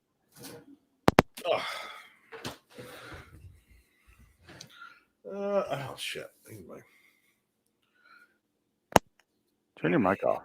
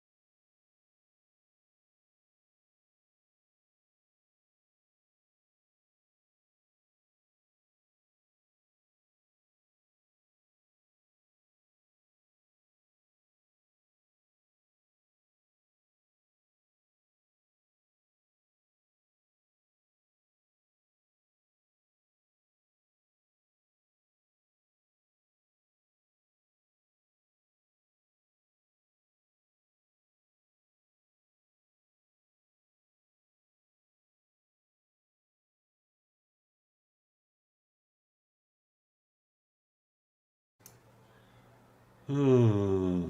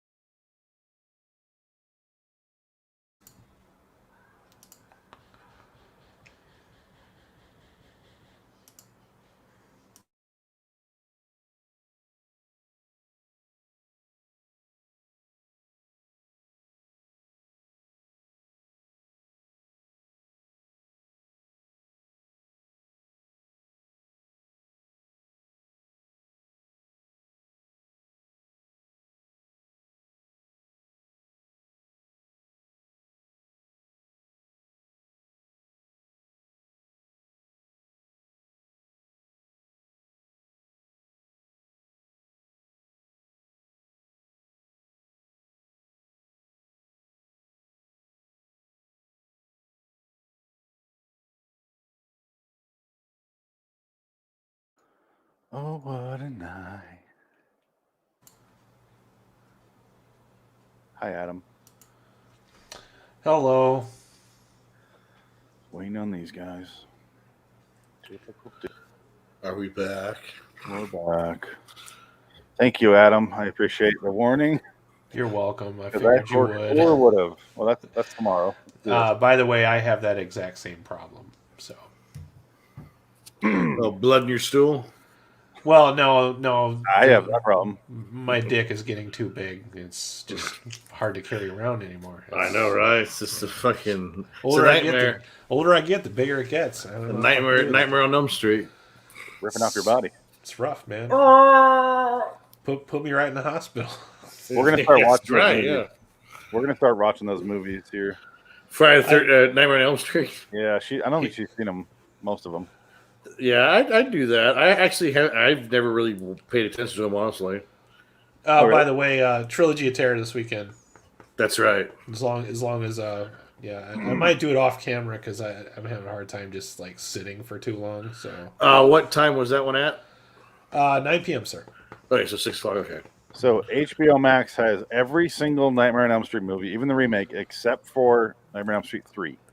It does not have the lawyers, which is weird. Have all of those on Blu-ray except for the remake. I don't have that one. You don't do that. No, that's why. That's where everybody tells me. So I'm not gonna fucking watch it then. It's not unwatchable. Just like, why did you do this? I did, however, I kind of liked the remake of Friday the 13th. That one was not too terrible. Well, the first series was not that great. No. It had a very low bar to go over. So for sure. But I recently I kind of did like something that you usually do, like how you go back and try to revisit stuff and see if it still holds up. And I rewatched all the Halloweens and all the Friday the 13th and all the Nightmare on Elm Street. And I decided that my favorite out of those three is the Nightmare. I think those ones hold up the best out of all of them because they have a cohesive story that they try to like follow. You know what I mean? Everything else just stop, start. No fucking rhyme or reason to it. It's craziness. Yeah. I just finished watching all the Chucky movies. Those I need to watch because I've only ever seen the first Child's Play. I've never seen any of the sequels. Oh, really? No. You're in for an interesting ride. Next, I'm going to do Leprechaun. I'm going to do Leprechaun, too. Oh, God damn it. I've only ever seen the first Leprechaun as well. Dick, do you want to review all the Leprechaun movies together? Yeah, we could do it. That would have been a nice St. Patrick's thing that we could have pulled off. Yeah. Let's just. I'm not doing fucking Wishmaster. Those are awful. No, those suck. I hate Wishmaster. Wishmaster is so bad. I get so much. Horror fans are such a fickle bunch too, man. Like because I went in.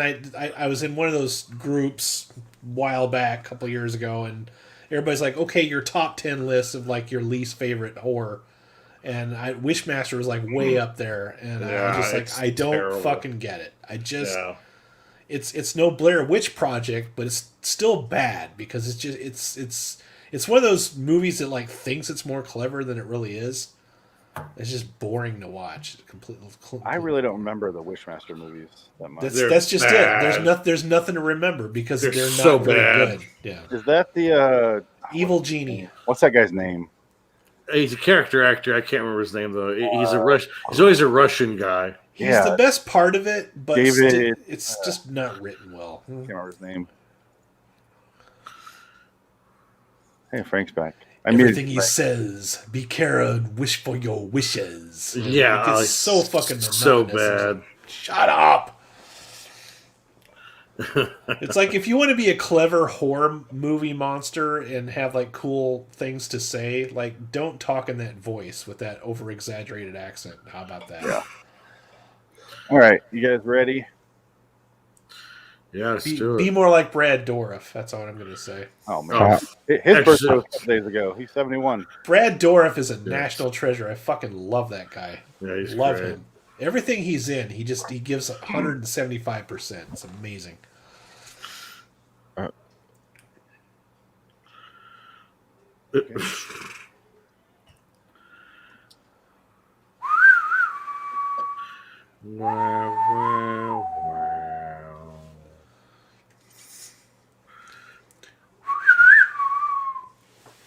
Wow, wow, wow. That's the best one.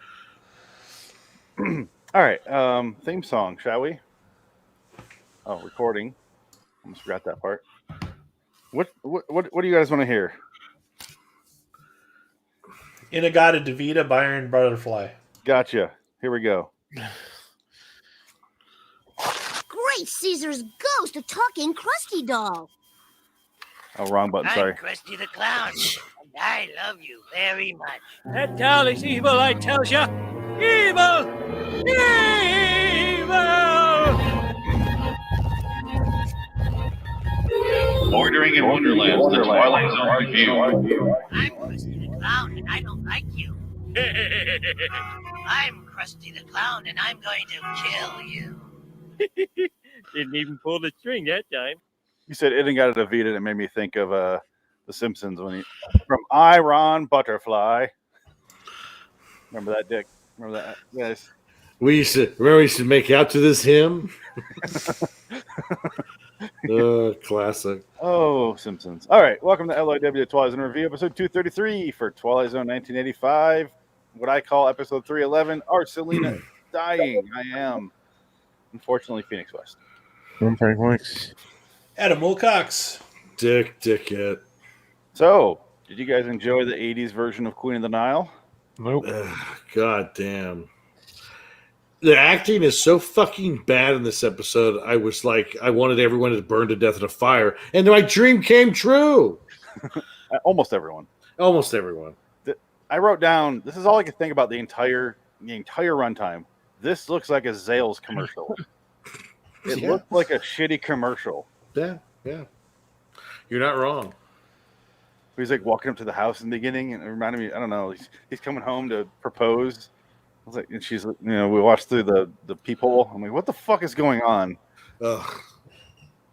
It's just, it sucks. Like, have we even seen an episode of the 80s one that we've liked yet? No. That's why so I thought. far, it is definitely the worst. Well, it's a fine story, but it's a story that's been told so many times that it's like, yeah, okay. I feel like this would have been a good movie, though they made it. It was called The Skeleton Key. Actually, you know what, Dick? It's almost even more like it's highlights of a fine story. That's what I'm saying. Cliff notes. Cliff notes of a story that's not there. Yeah. That's what I was getting to. I just felt like there was a lot of potential there for if you set up everybody like you set up the other character who's like, oh, I'm going to go meet this relative that I've never known, and you set her up to be a good person and like the hero of the film. But then the doctor ends up being the hero, and he's just a fucking loser. I was just thinking that too. I love movies and stories about people that when they find out that people are like way older than they probably physically, humanly should be. I like that, but they don't really do anything with it. That's what sucks. There's only one good version of Twilight Zone history. It's Long Live Walter Jameson. That's it. Mm-hmm. Frank, what are you saying? You just passed out. Frank was assassinated.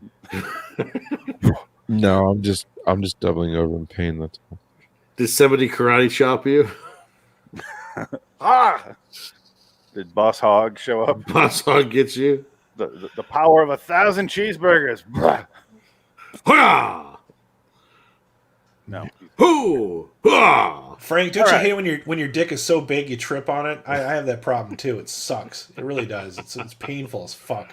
Mine's so small it goes inside me, and I have to like suction like. Oh, you have an innie? Yours is an plunger innie now. Your little dick plunger and. Oh, you got an Indian 7 Audi? Oh, well, that's adorable. Like a scared turtle. I was going to say, that's adorable. It's an acorn. Frank, it's an acorn. My dick hears a loud noise and shoots up inside itself. And I have to coax it out. Don't you hate that when like you push your legs together and you make yourself give yourself a pussy? Acorn penis. Fucking Vienna sausage. I'd fuck me. Oh, it's fucking so hard. This is Shaq. God fuck me. Shaq, God fuck me so hard. It'd fuck me real good. It'd be terrible. Terrible fucking the podcast. He's a crap fucking cheese noodle. Now, this over there. This 80s Twilight Zone is just a mess.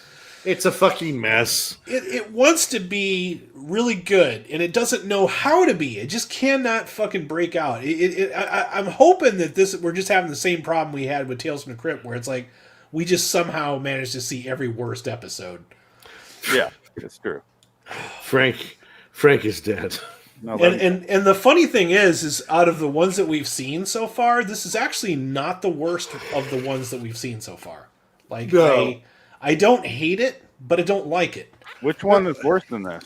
Oh God, every like literally every one. We watched 2426. What else did we watch? The one that was like a few minutes long, where the lady was going to grow up and become president. That one was just. I'd rather watch that again. It was so short. Or the one with what's the actor that I like so well, and I can't remember names right now because I'm really tired. Yeah, Dean Stockwell. Dean Stockwell. The Dean Stockwell one was really bad because it took me two sittings to get through it without passing out. It was so boring. Well, they're so ugly. These are shot with like Vaseline on the lens. I can get past ugliness in an old TV show if it has something else to carry it. If it has a decent performance or a good story, but they don't have that either. No, we don't. A lot of this feels like a Tales from the Dark Side episodes. Yeah. That's part of my problem. I don't mind bad looking. I hate cheap looking, and it looks like video. They have this classical score where it's supposed to be better than it is. Like they're trying to class it up. We're the Twilight Zone, but for the 80s. 80s is the worst fucking decade in human history. I don't care. For TV, yeah, it's fucking awful. Music, TV, wherever you got. Hey, music. Come on. Yeah. There's some good stuff in there. Music. Some good stuff in there. Yeah. It's worse than every decade surrounding it, though. But I fucking hate the 80s look. I hate the 80s aesthetic. I hate the 80s schmaltz. Except for the 80s T-top mesh. Oh, definitely. The spaghetti thing? Was it like a mandate that everything that was on TV in the 80s like had to look bad? Because that's the vibe I get. It's like, well, this is TV. It can't look like movie. And we have to remind everybody that this is shitty TV and this is what you watch. And the ironic part was everybody was getting paid big money to do TV in this time. Right. This timeline. It's so weird. And they worked everybody like dogs. Like everybody that was on an 80s TV show like never had a fucking day off or an hour off. Look at that. Holy what is shit. it? Is this something from Hot Wet American Summer? No, Sleepaway Camp. Okay, yeah, Sleepaway Camp's great. I mean, I could wear jeans like that, short jeans like that, but I just don't think I'm going to. If you put jeans on like that, you'd never be able to get out of them. That's the problem. You talk about your dick going into your stomach. You have to cut them off with a fucking dick wears short shorts. My dick can't breathe in short shorts. It's hanging out the bottom. Is that a baseball bat down your pants, or are you just happy to see me? Oh my God, it's hairy.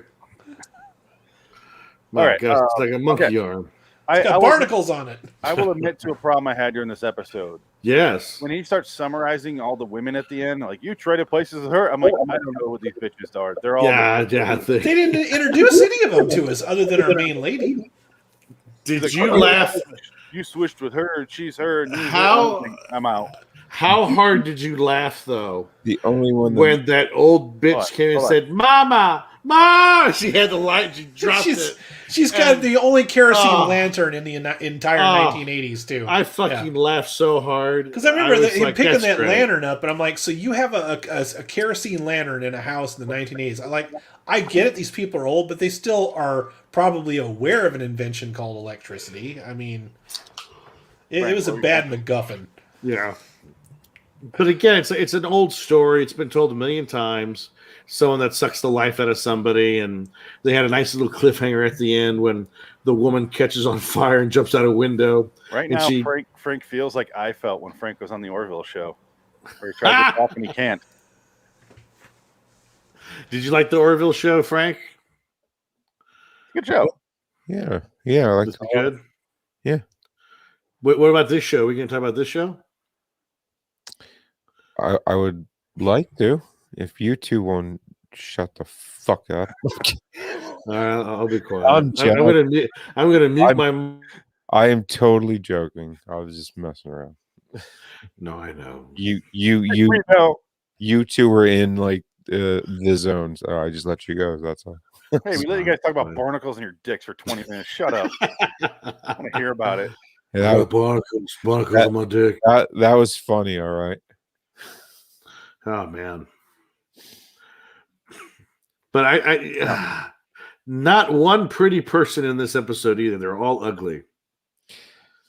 Yeah, I couldn't jerk off to any of them. Nope. Except for the chick in the in the wheelchair or the bed, like Selena. Yeah, but like seen more. Yeah. Yeah. Before she touched her whoever that fucking woman was to her, touched her hand, and then she showed liver spots. Well, the second she touched her hand, I go, "Oh, got it."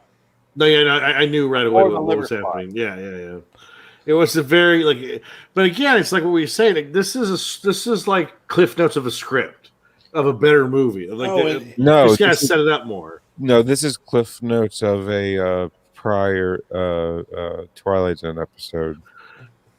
Well, I feel like it's a bigger story, but Rod Serling, because I don't think Rod Serling wrote the original one, right? Did he write the Cleopatra one? Yeah. Did he do that one? Okay. Yeah. Queen of the Nile.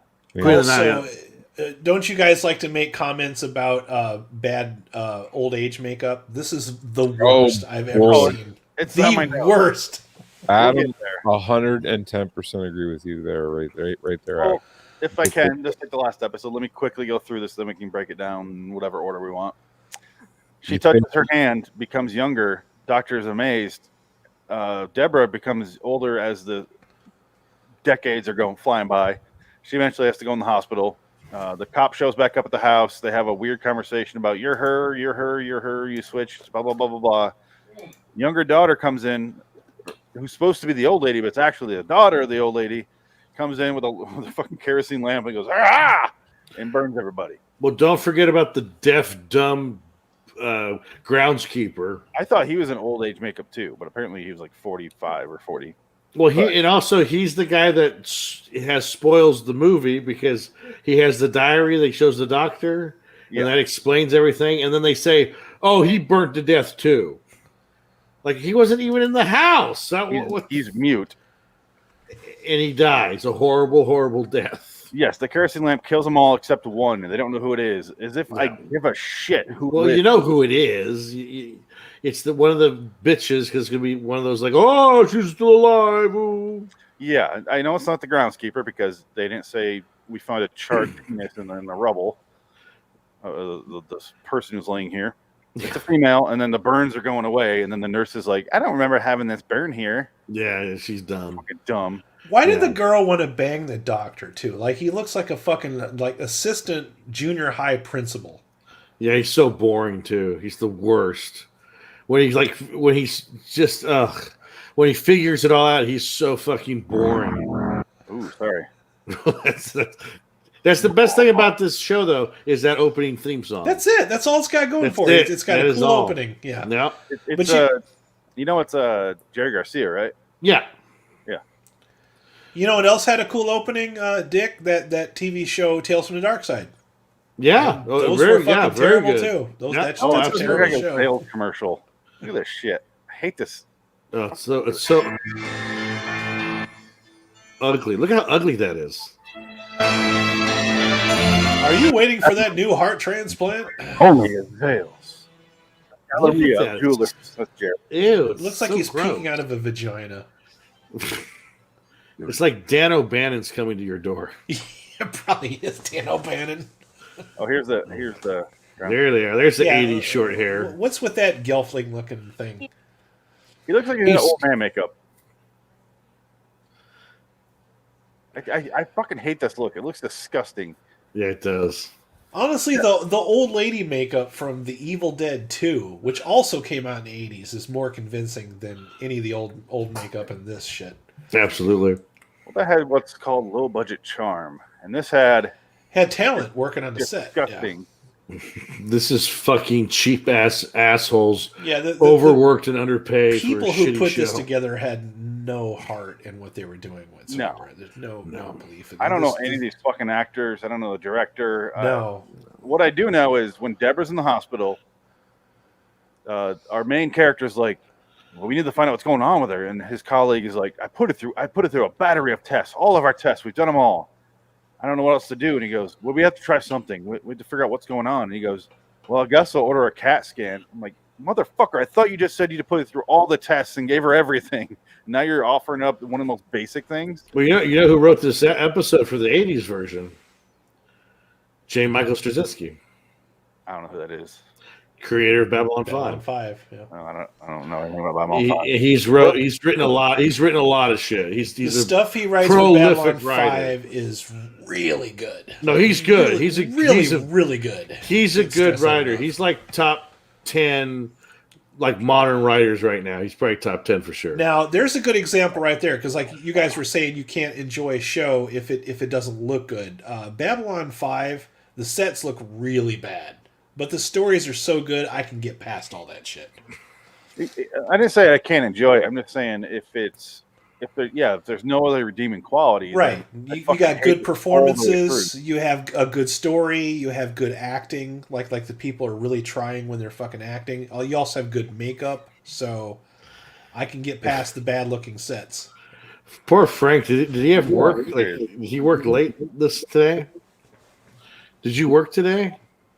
I muted him. No. There we go. Oh, is it a baby keeping you up? No. Because it's really late over there, isn't it? No. No. It's pretty late. It's pretty late over there. I mean, not for me. Well, that was fun. No, I have a fucked up back. Oh, it's getting bad today? Okay. It's a bad Shit. day. Sorry. You got any weed? Okay. Yeah. Tell me this doesn't look like a commercial, but look at the terrible makeup. Yeah, it's really bad. I saw that and I started fucking cracking up. And the first thing I thought of was you guys talking about bad makeup in Twilight Zone. I'm like, I think this wins right Look here. at that. That is like $5 worth of liquid latex from Walgreens. And then That looks like Frank's pain. And they dried it. And that was it. It's that looks like how Frank feels. No fucks given. Yeah. I can't help it. I'm sorry. It's awful looking. Poor man. They gave her a It's 90s so Holly bad. Berry wig. Oh man, fuck me, made me feel good. They dyed it gray. Get that They baby didn't out even dye it. They threw some fucking like corn flour in there. It's not even gray. It looks more purple than anything Like, else. what else they got at Walgreens? Get some of that fucking Mexana powder. We'll throw that shit in there. All right, wrap it. It's a bunch of Oh, here comes the flame. Yeah, go back. Let's see this part. This is great. I knew exactly what was going to happen. I was just hoping somebody go out the window. This best part is the fire where all the budget went. God. Yeah. You know, because as she's holding it, she's drenched in kerosene. Yeah, yeah. Well, all their she went in clothes- quicker than Michael Jackson. Yeah, all their carpets and clothes and wallpaper are gas soaked. Good old Jackson. Laughter will cure any pain, Frank. Any pain at all. I'm here for you. I mean, this was about the time that Michael Jackson did go up, right? That about is this time true. in the 80s. Yeah, that's a good point. There was nothing left. There wasn't even dust left. Oh my god! And that was that was the end of Michael Jackson's Jerry curl days. That might have been the end of maybe that's what made him go nuts. I think that made Jerry curl go out. There was metal frames of dark aviators. That was it. This was 4 years after that. Between Richard Pryor and Michael Jackson, Jerry curl was a thing of the past. Immediately, just fucking gone. Overnight. Holy shit! That's wow. Oh god, I forgot what the fuck I was going to say now. Yeah, there he is. There he is, old noseless himself. I'm black. I'm white. He looks like Hellboy in that picture. I don't know what I am. Am I a demon or am I a saint? Well, he also did his Eye of the Beholder cosplay here. I have a guilty pleasure actually with Michael Jackson. Would you like to hear it? Touching little boy. Did he touch him? Did he touch you as a boy? Here we go. Get it out of your system. I don't remember, but my dad took me to the stage, and I was on the center stage in a bed, and men came and diddled me. Men came, and then men came. We actually left early before the show was over before Shatner could fuck you. Yeah, because my sister and I just did not give a shit, and my dad was mad about it. Your sister or your fister? I don't know what you said.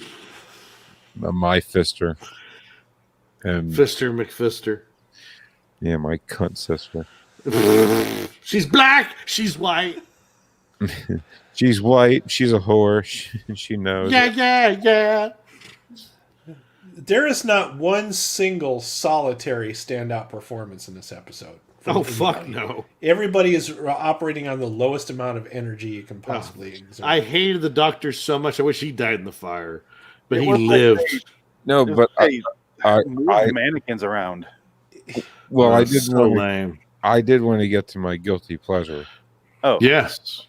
I thought you already said something weird. There's a ton of Michael Jackson songs that are extremely easy to play on guitar, and I extremely love playing them.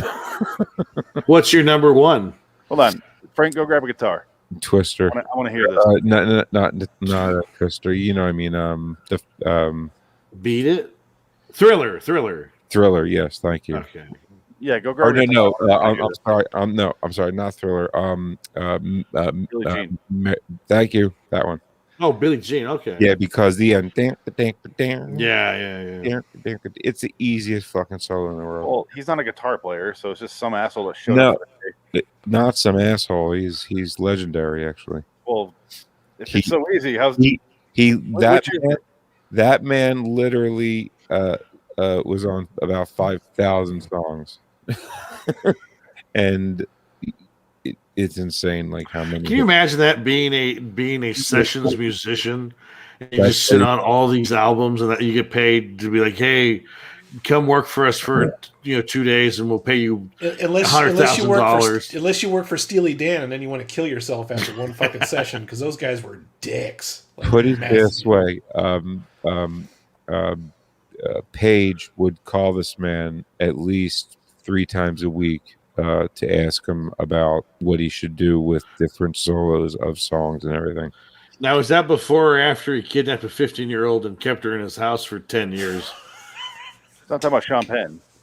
No, Jimmy Page, that's what he did. His wife, he basically... He did it wrong. He got her at 15, locked her in his house for 3 years, and married her at 18. It's a true story. True story. He did it wrong. Lights Out? See, Steven Tyler did it right. Okay, he got the 13-year-old's parents to sign a waiver saying that he could have custody of her till she was 18. You mean that's Shirley Lewis, not Steven Tyler. True story. Steven Tyler's fucking 13 to 18-year-olds since for fucking the 70s. You sure Aerosmith? You sure you're not getting mixed up with what's his fuck the Cat Scratch Fever guy? That fucking Ted Nugent. Ted Nugent, yeah. No. Ted. Yeah. No, Ted Nugent wants some ass. He Ted just adopts Nugent them. is fucking bears out in the wilderness. Okay. We'll shoot him with a bow and arrow. That's for sure. Like Bo Jackson. Well, he has to shoot with a bow and arrow so it doesn't kill him, and then he fucks it. Granted, it's a good point. Yeah. He's out there singing, "Cupid, draw back your bow." Robin of Locksley. Yeah, exactly. And Ted Nugent wears the Cupid outfit. The makeup wasn't very good in this episode. Oh, right. We're talking about this Twilight episode. Right. Yeah, you're right. I did like the History album, though. I think there's some good songs on there.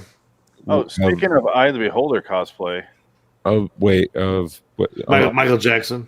Oh, okay. Yeah. There it is. It looks now that's Puppet Master cosplay right there. It's true.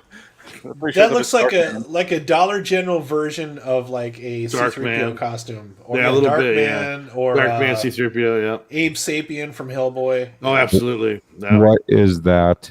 Can they give her an oxygen hole, something to breathe through?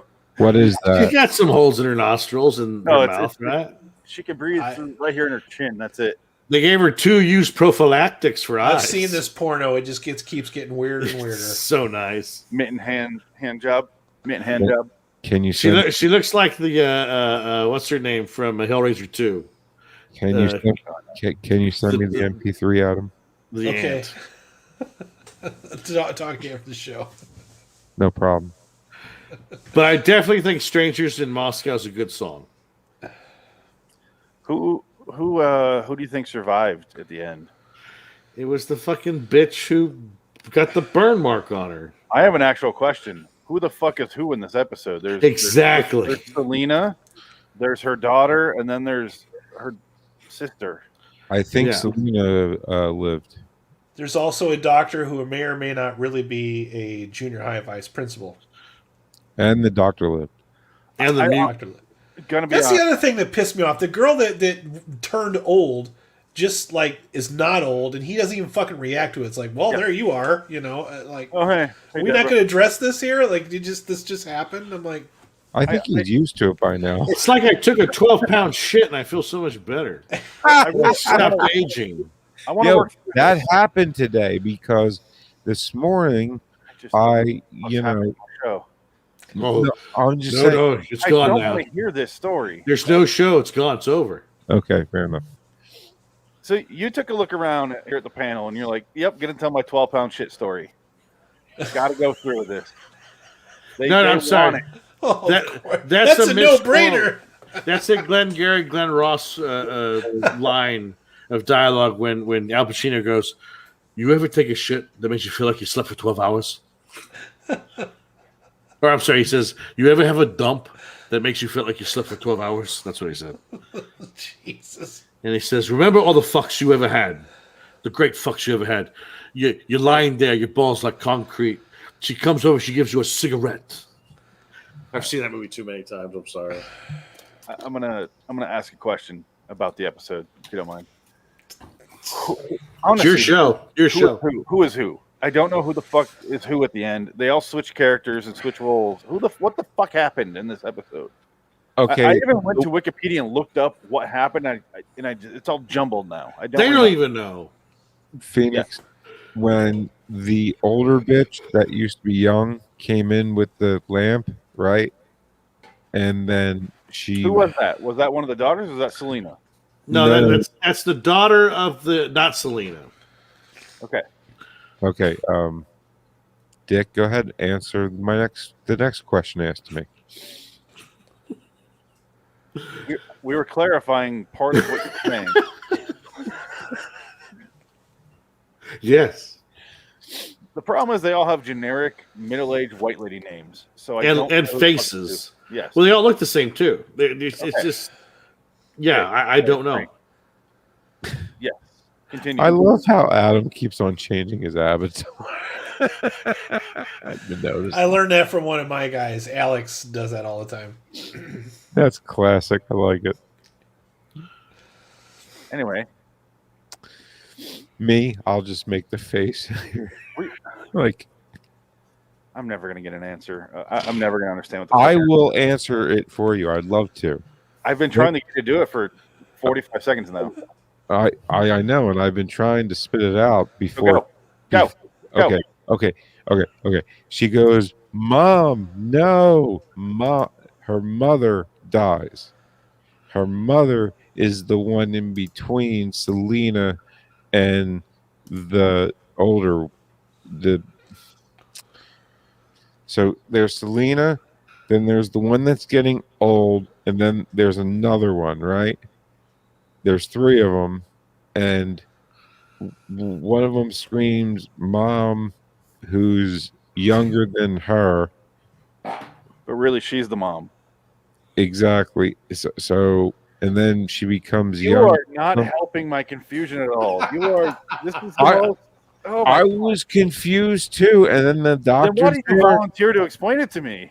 Well, I was just trying. I didn't say, "Hey, Frank, explain this to me." You raised your hand and then started going. Well, it was about something else, but then you asked for something else. But I asked a follow up on the question I asked initially. Don't act like I asked the question out of left field like Tommy Lee Jones, Barnacle Dick. I didn't say something random. Look, I failed. Okay. Okay. Thank you. But you're exactly. You explain this. Exactly how I feel explaining it. I failed. I failed, Phoenix. I failed. No, I'm saying I agree. I don't know who the fuck is who. Who's that? Okay, let's start here.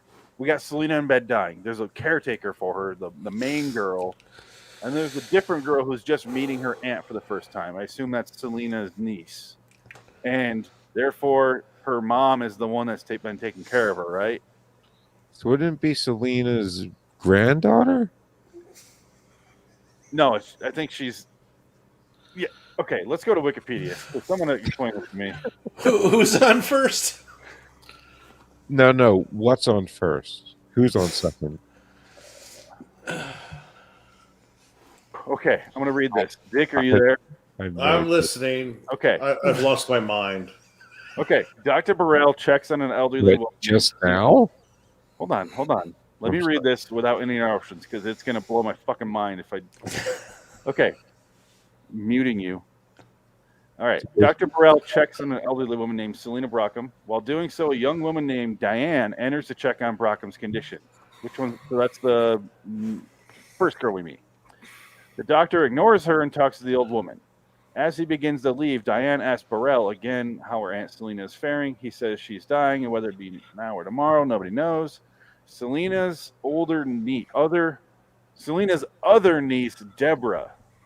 So we got a fourth bitch here. That's the one that gets old. Prepares to visit her aunt, who she never met. Deborah meets Diane, who's the first bitch, and she shows her around the mansion, including Diane's own mother, who appears in a catatonic state. So that's the girl in the other room. Okay, when Selena meets Deborah, she grabs Deborah's hand and the marks appear. When a doctor arrives the next day, Selena is up, smiling and very lucid. Dr. Burrell is surprised, and the deaf handyman attempts to tell something to the doctor, but instead is frightened away by Diane. Soon, Deborah begins to get ill and shaky. Late that evening, Deborah calls Dr. Burrell. He comes over and sends her to the hospital with the appearance of premature aging. When Dr. Burrell tries to find a cause at the Brockman mansion, he discovers a terrible burn mark on Diane's arm. He is later dismissed by Selena and Diane. Outside, however, he discovers the handyman again trying to tell him something. He shows the doctor a diary that shows a picture of a girl from 1940, which looks like Diane, and tells the story of how a girl burned her arm in a fire caused by the horse knocking over a lantern. Okay. Almost done. Familiar?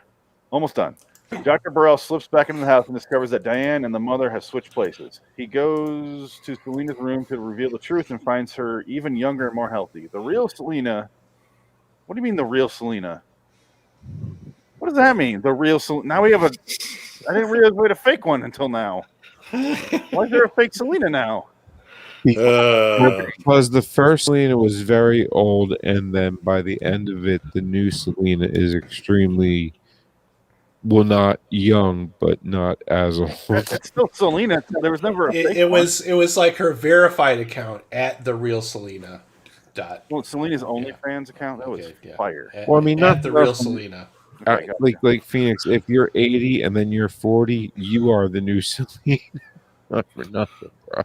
The real Selena tries to attack the doctor, but is stopped when the real Diane enters with a gas lantern asking for her mother. She drops the lantern and the entire room is engulfed in flames. Dr. Burrell tries to help them, but is nearly knocked out by the smoke and fire. After the fire is out the next morning, they discover one woman is missing, but no one knows which. Deborah, now with her youth restored, arrives, and Dr. Burrell tells the whole story. At the hospital, Dr. Nurse, blah, blah, blah, we saw that. That did not help in any way. I'm almost more confused after reading that. To tell you a little story about Selena Diane, 2 kids growing up in the heartland. Suck it on a chin of dog. Thank you, Phoenix. Shame on you. John Mellencamp kills. He does. He causes actual testicle cancer. John Mellencamp can go suck a cock. Did you say testicle cancer? Yeah. Okay. He sucks Meg Ryan's cock. Damn and right. it's John Mellencamp. Speaking of burn victims. Exactly. She looks so bad. Now there's some bad plastic surgery right She there. looks like a Meg bad Ryan. Selena right there. It's bad. Meg Ryan should be the poster child for like anti-plastic surgery. Didn't John Mellencamp have a full band? John Cougar Mellencamp. You're thinking of a different guy. It's John Cougar. No, same guy. No, John same Cougar. guy. I know. John Cougar Mellencamp. Yes, I know. So you kick me out, and then you fuckers go on this tangent. I He's see like the how puff it is. daddy of his day. But yeah. Okay, can I go back to my reading that synopsis? By all means, go What ahead. the fuck? Does anybody understand this episode and the women involved? No. Stop thinking about Cougar's band. Get over Honestly. that. Although, which Anybody one get it? would you fuck at what age? John Cougar. All age ages. You are a trooper, sir. I respect that. At least would you bag it? John Cougar, age 7? No. Check it out. Phoenix, you are a trooper. Yeah, someone's got to do them. It's true. But then again, it's not like you're going to get them pregnant or anything. This episode is loosely similar to an original series episode called Queen of the Nile. No shit. Which wasn't half of bad of an episode, really. The Queen of the Nile one I actually enjoyed. Maybe that's why I was kind of starting to like this one before it just kind of just gave up. Like it falls apart right in the middle act too. It needed 2 women. That's it. And one of the women needed a strong German accent for no reason. It needed 2 women, 1 cup. Or 3 women, but they're all vastly different looking. You know, the women needed to be very different looking to avoid confusion. Because at this point, I honestly don't know who's who. And they want me to be concerned about that. And I don't even know what to be concerned about. I don't understand it. If Frank pukes right now, I'm going to laugh out loud. Well, it's going to make its own separate video if he does. I'm still pissed off that just one person had a kerosene lamp in the 1980s. Yeah. Well, she could have had that since, you know. You see what this episode has done to us? I muted him. He's We're gonna talking about John Mellencamp, puke, and shit in a cup. Oh man, it's bad, but I think that's the worst part. Is there are things here like Dick had mentioned earlier that you could have gone somewhere with any of these ideas, but they really had nowhere to go. It's been done already. There's no story to tell. It just falls apart in mid act. It tries to set something up neat and gives up way too soon. I guess my point is, even if they set it up properly and moved along at the right pace and everything, and the story was fleshed out, it's still confusing with the characters because you don't know there's too many characters and not enough time to introduce all of them, so that no we explanation. Really know it yet. No, you need the 2. You need Selena and her daughter, and that's it. You don't need the 3rd girl. You don't need the fucking mute. You don't need. You get rid of Deborah. You make the doctor the one that's aging. That way he has more invested into solving this, and you cut out Deborah's character completely. But they probably have make it a female doctor because they can only steal the life of a female. You don't have the main lady doctor, coming onto the doctor like a whore in heat, cat in heat. Well, they can do that too. Be progressive. It's a dyke. It's an old dyke who likes the. Okay, yeah, I'll give you that. That would have at least been progressive. Yeah, it'd been kind of hot. Our Selena is scissoring. I would watch that in a second. I mean, bottom line, this episode had too much butter, not enough toast. Exactly. Yeah. That's what you were mad you couldn't. Say? I felt like too much butter spread over too much toast. Yeah, Werner Herzog. No, you got too much butter, just not enough toast to spread that shit on. That's toast. What like. Toast. This also reminded me of the first Are You Afraid of the Dark episode I watched. Can't remember that. Which was what was the one? What was the first one? It was, I don't know the name of it. Is that one in our anthology show? Oh yeah, but it's a guy that running a hotel, and every time they touch something, it's like an electric shock, and he steals their youth. He's like young by the Oh yeah, that was a good one. I think I froze. You froze, all right. Oh, there we go. There we go. That was fun. You guys hear me at all? Yeah. Okay, good. Yeah, it reminded me of that. It was the first episode I ever saw of that show. You never froze once, by the way. Oh, everyone froze on my end. That's because that's Jansen's handiwork. Curse. Ooh, shots fired. You know, the quitter. The fucking quitter. Quitter. Get out of here, you quitter. You know, the guy watching right now who would have time to do this. Nobody's watching this right now. No. Not one person. That's fine. We're a podcast. It's a podcast. Yeah. People watching this live has nothing bearing on anything. Okay, I'm curious. What's the average listener for this show on a podcast then? 7 or 8 people. Well, 7 or 8. I believe it. We can all 8 of Phoenix's alternate accounts. we can talk analytics after the show's over, Dick. Well, the show's over. We're done with it. This is done. This episode's over. Well, I give it a 2. We're still alive, so shh. I gave it a 2 out of 10. We're like Netflix. Shut the fuck up about our numbers. Fuck you. You don't want to know. You don't want to know. We don't tell you your numbers, you fucking asshole. Fuck right. Numbers? Who cares? Who looked at numbers? Come on. Disney Plus. Numbers? Fuck you. That's our number. I refuse. Everybody does math. All right, guys.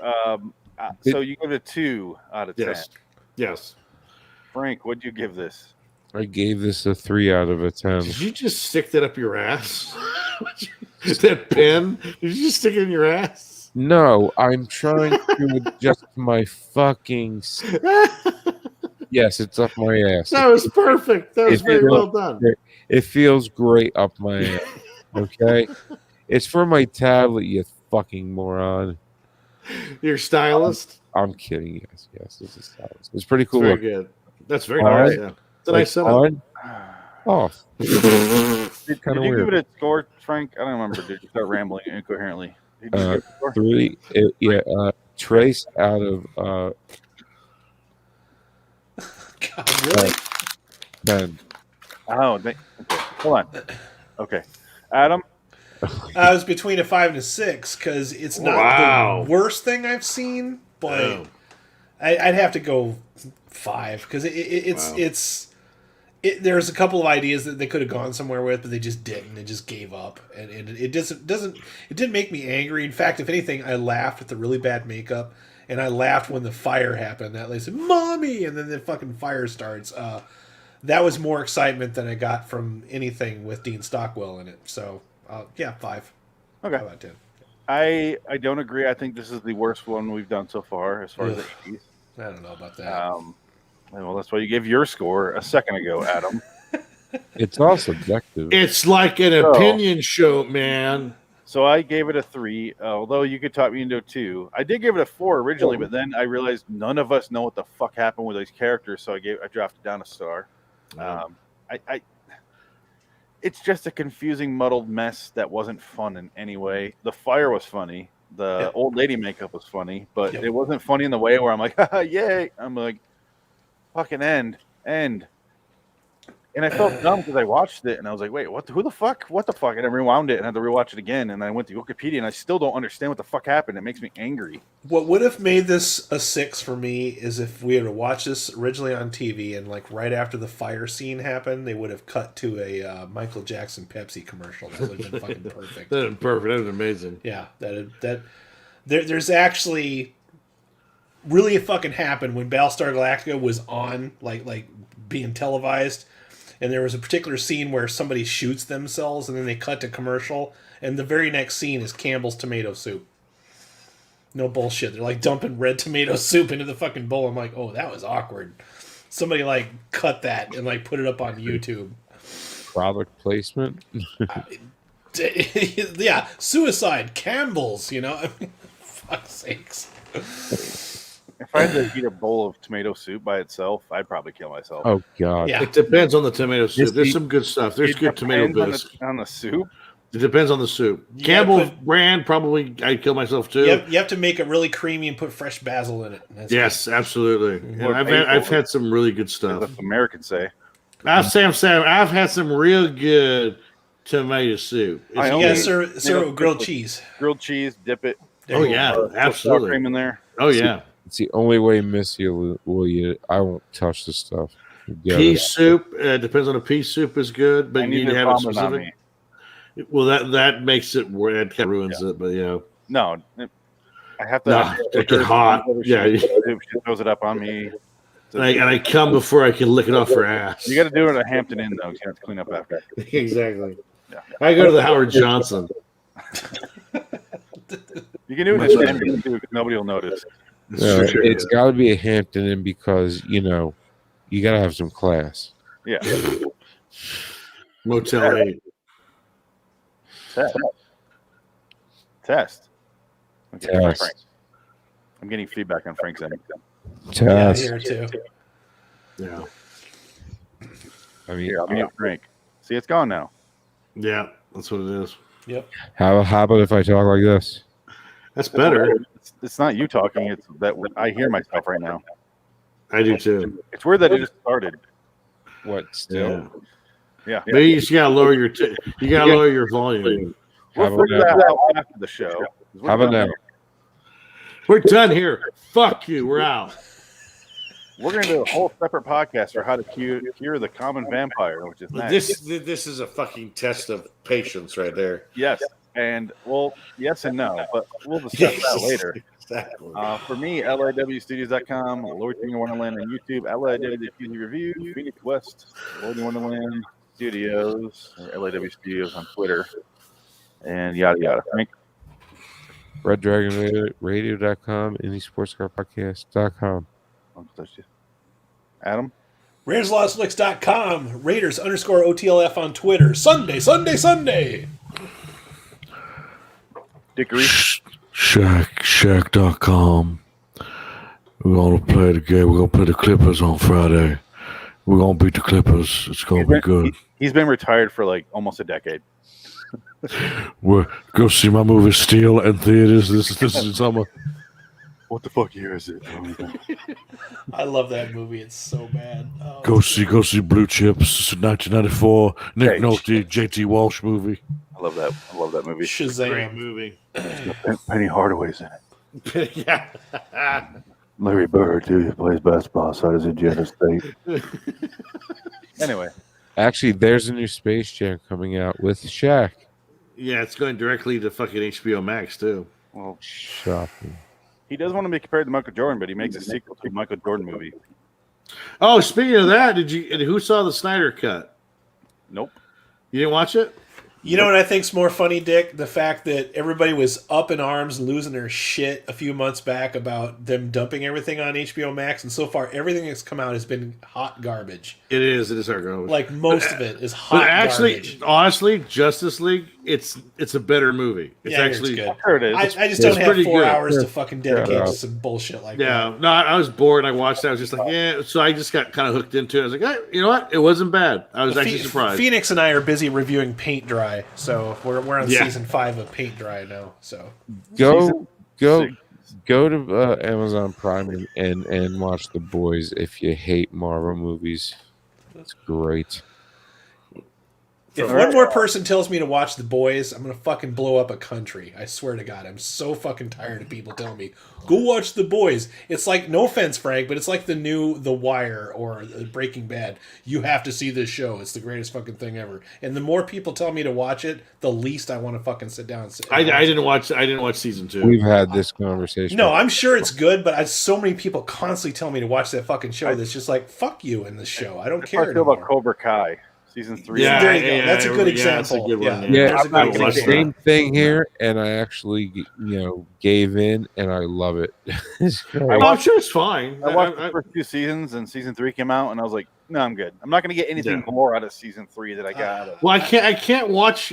I just can't watch a TV show I have a confession, anymore. Guys. Superhero fatigue is a very real thing for me. Like, I'm absolutely. so fucking over superheroes, I could cry. I would agree with that. I have not watched a single superhero anything, not even the old stuff that I used to like, in fucking years. I can't sit down and watch another superhero movie again. Speaking of which, Adam, the next anthology series and movies we're doing is Richard Donner's Superman.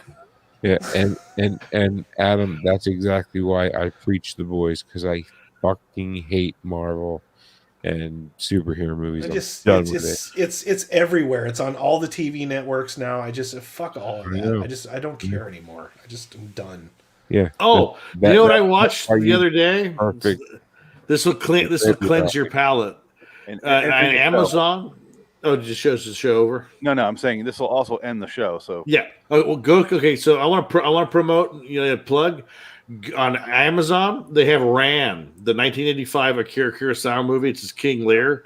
Watch it. It's fucking great. You know what I found is also a good palate cleanser for all this? Pornhub.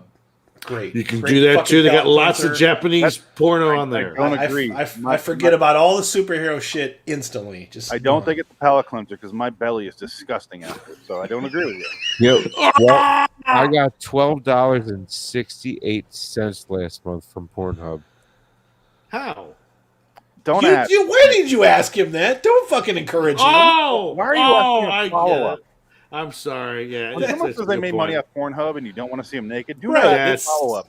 That'd be like Lena Dunham telling you she's got an OnlyFans account. You don't ask any questions past that. No, it's a point of view video of him and his wife. You don't see me. It's a point of view video. Point of view.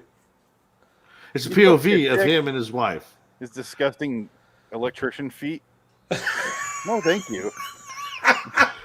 They're wrapped in black tape. Again, there's no part of me you see.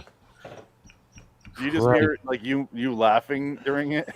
Oh, I ain't laughing. Are you just watching is it just a shot of your wife getting drilled by a bunch of dudes or what? The Hampton Inn staff? No, well, she's getting drilled, but it's not by dudes. You're calling in people out of the other room? No, it's by a mechanic. Never mind. Yeah, well, if you're only getting $12 for it, you're not doing a good enough job. You really need to promote. Yeah. You do realize it's like every million views you get like $1. Well, then you're at 12 million views. Again, it's Pornhub. That's like chicken feed. That's nothing. Hey, let him have his porn. He's a porn star. He's a porn entrepreneur. It's something I wanted to do before she got pregnant. He's an entrepreneur. I really hope this is all just like satire and not real. Got a glass table above him. I really hope this is not true. Dick, you'll know when I am joking. Dick, why do you continue to ask follow questions and make statements that just draw more out of him? Because I enjoy the pain it causes. We're at 51 minutes. I'm ending this so we can talk about how to kill the common vampire. That'll be another whole hour. So speaking of pain, bring the fucking pain. Bring the pain. Bring the noise. Gee, Phoenix, I sure hope you can set this one up for us. It's a daunting task. Are you up to it? Yeah, I'm gonna give you my score. I don't have one because it wasn't a fucking story. Oh, hold on. Yeah, don't forget to change your banner for it. All of this you can talk about during the live show when we do that. Hold on. Don't worry, I'll repeat myself because it's going to take 10 seconds. God damn it. And that's all I got to say about that. Jenny's a whore. You gave me AIDS, Jenny. And Jenny is Wonder Woman's mama. No, she's not her. No, that's Emily Connie Nielsen. Perry. Oh, that's right. It's the fighter. Yeah, lady. Robert Wright Penn is actually the dyke who trains Wonder Woman. Hey, Dick, they're on I'd an watch island that full movie. of all females. They're all dykes. Yes, I know. I agree. You're right. I'm sorry.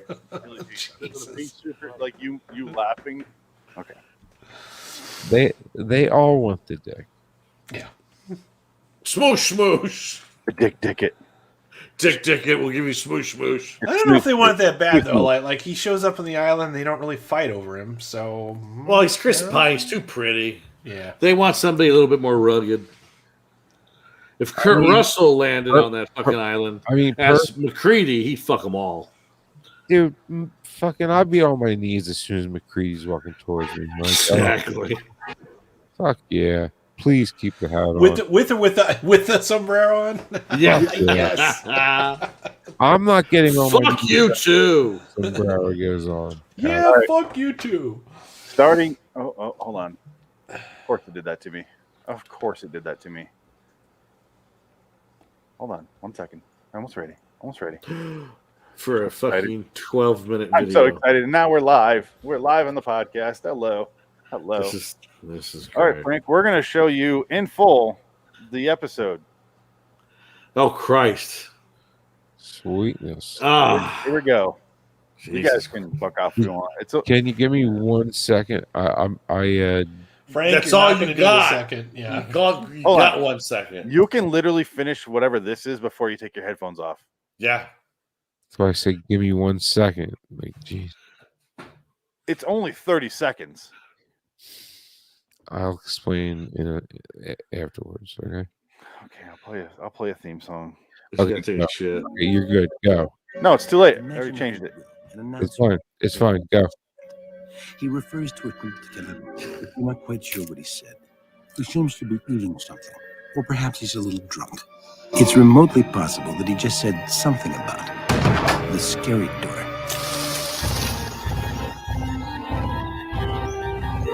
Bordering in Wonderland, the Twilight Zone review. It was not guns or bombs that defeated the aliens, that humblest of all God's creatures, the Tyrannosaurus Rex. Hello, citizens. Phoenix West, LIW Twilight Zone review, NightGallery, HowToCure, Kevin Vampire, and Phoenix West. Frankly. Yeah, Wilcox. Dig it. Dry eyes, try clear eyes. All right. Yeah. Well, Frank, are you ready? That was actually sultry and sexy, Dick. Was this a good time for you, Frank? Can we prepare yourself, Frank? This is literally the entire. You won't need to go get. Don't miss. Nope. It wouldn't hurt. The dialogue is literally, "Are you sure?" Well, it couldn't hurt. It's 7 words long. Like, it doesn't. And that doesn't even make any fucking sense.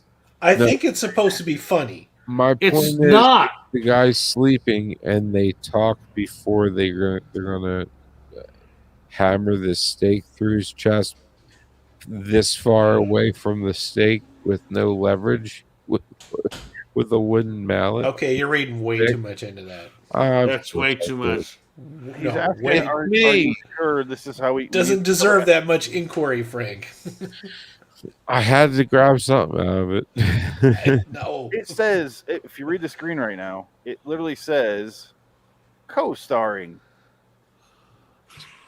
Man with mallet. There's produced. Oh my God! Fuck you, NightGallery. Fuck you up your NightGallery ass. I fucking hate this show. So no rod with a pick. Oh, see, Adam, you should have had your Nick Cage face off. Fuck you on blast right now. Yeah. Fuck you. Fuck you. Fuck you. Fuck you. Fuck you. I want to know: was this an idea someone had and then they made it, or was this? Oh shit, we're 2 minutes short. It's a bit. It's a bit that they thought was funny, and here's the thing. Okay, so when we watch this is part of, like you said, episodes where there's this story, and then that story, and then this. This was like a 3-part deal, okay? I had to fast forward through all the bullshit to get to this fucking thing, but I didn't fast forward far enough.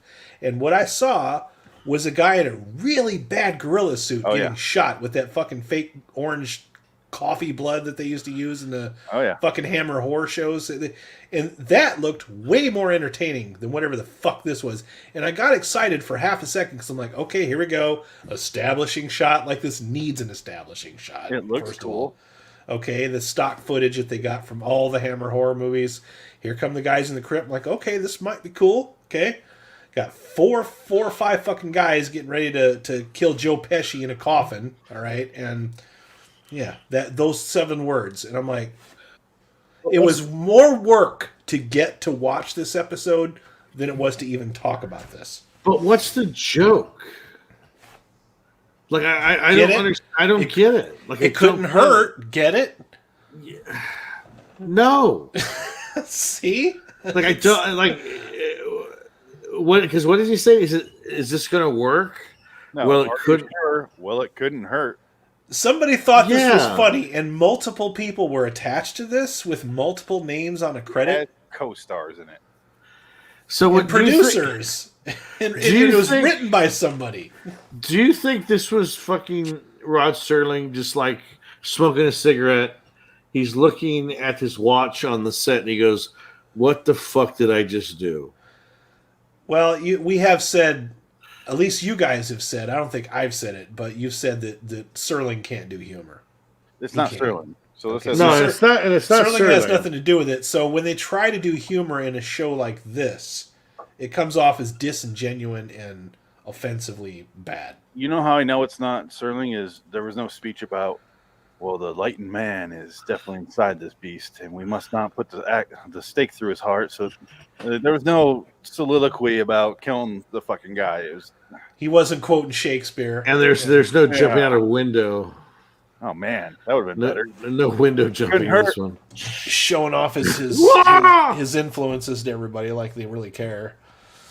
I just don't get it. I don't get why this is even a thing. Why they even did this? Why and how and who? Who? This might be the greatest mystery in television history. Was this like? Yeah. Sorry. No, go ahead. I was gonna say this makes me less mad though than OurSelenaIsDying. Oh, speaking of which, let me change the banner because it's so important. No, I don't. I guarantee you, it took you longer to make that banner than it did to fucking watch this episode and talk about it. This is a waste of our goddamn time, and it's only a minute. That was a sentence with 8 words, so it's already that sentence had more words than the whole fucking script for this thing. I mean, it's mind-boggling. All I want to know is why. Why did you do this to us? Why did you make us watch this? This is like that this is that Lewis Black joke where he goes, "The waitress said, if it wasn't for that horse, I wouldn't have went to college. If it wasn't for that horse, you would. Let's try to figure it out." And then you can't. Your head will blow up. You lost me. No, the Lewis Black joke where he goes, this waitress comes up to you and she says, "If it wasn't for that horse, you wouldn't have gone to college." And he goes, your brain starts thinking by itself, and they go, "Let's figure it out," and you can't do it. That was like from the 90s. That yeah, joke. I know it's an old like joke. 96. Yeah, I remember that. Yeah, yeah. That's what it is. That's what this is. It's a fucking. You can't unsee it, and it stays in your head, and it's like there's an ice pick right here. Written by Jack Laird, directed by Jack Laird. Who the fuck is Jack Laird? This is passion project. This. He sounds familiar. Who is Jack Laird? Look him up. He's a big producer. He hasn't worked since '81. He died in '91. Good. He directed a lot of Kojak.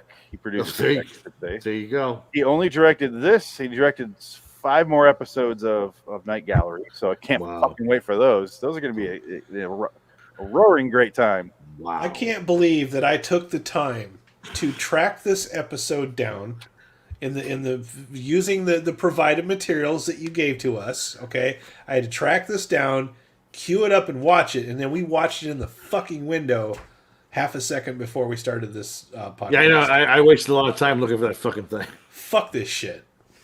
I tried to look on YouTube. I typed in. It wasn't on YouTube.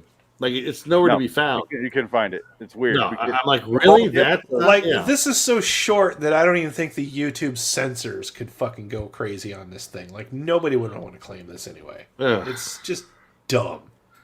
Yeah.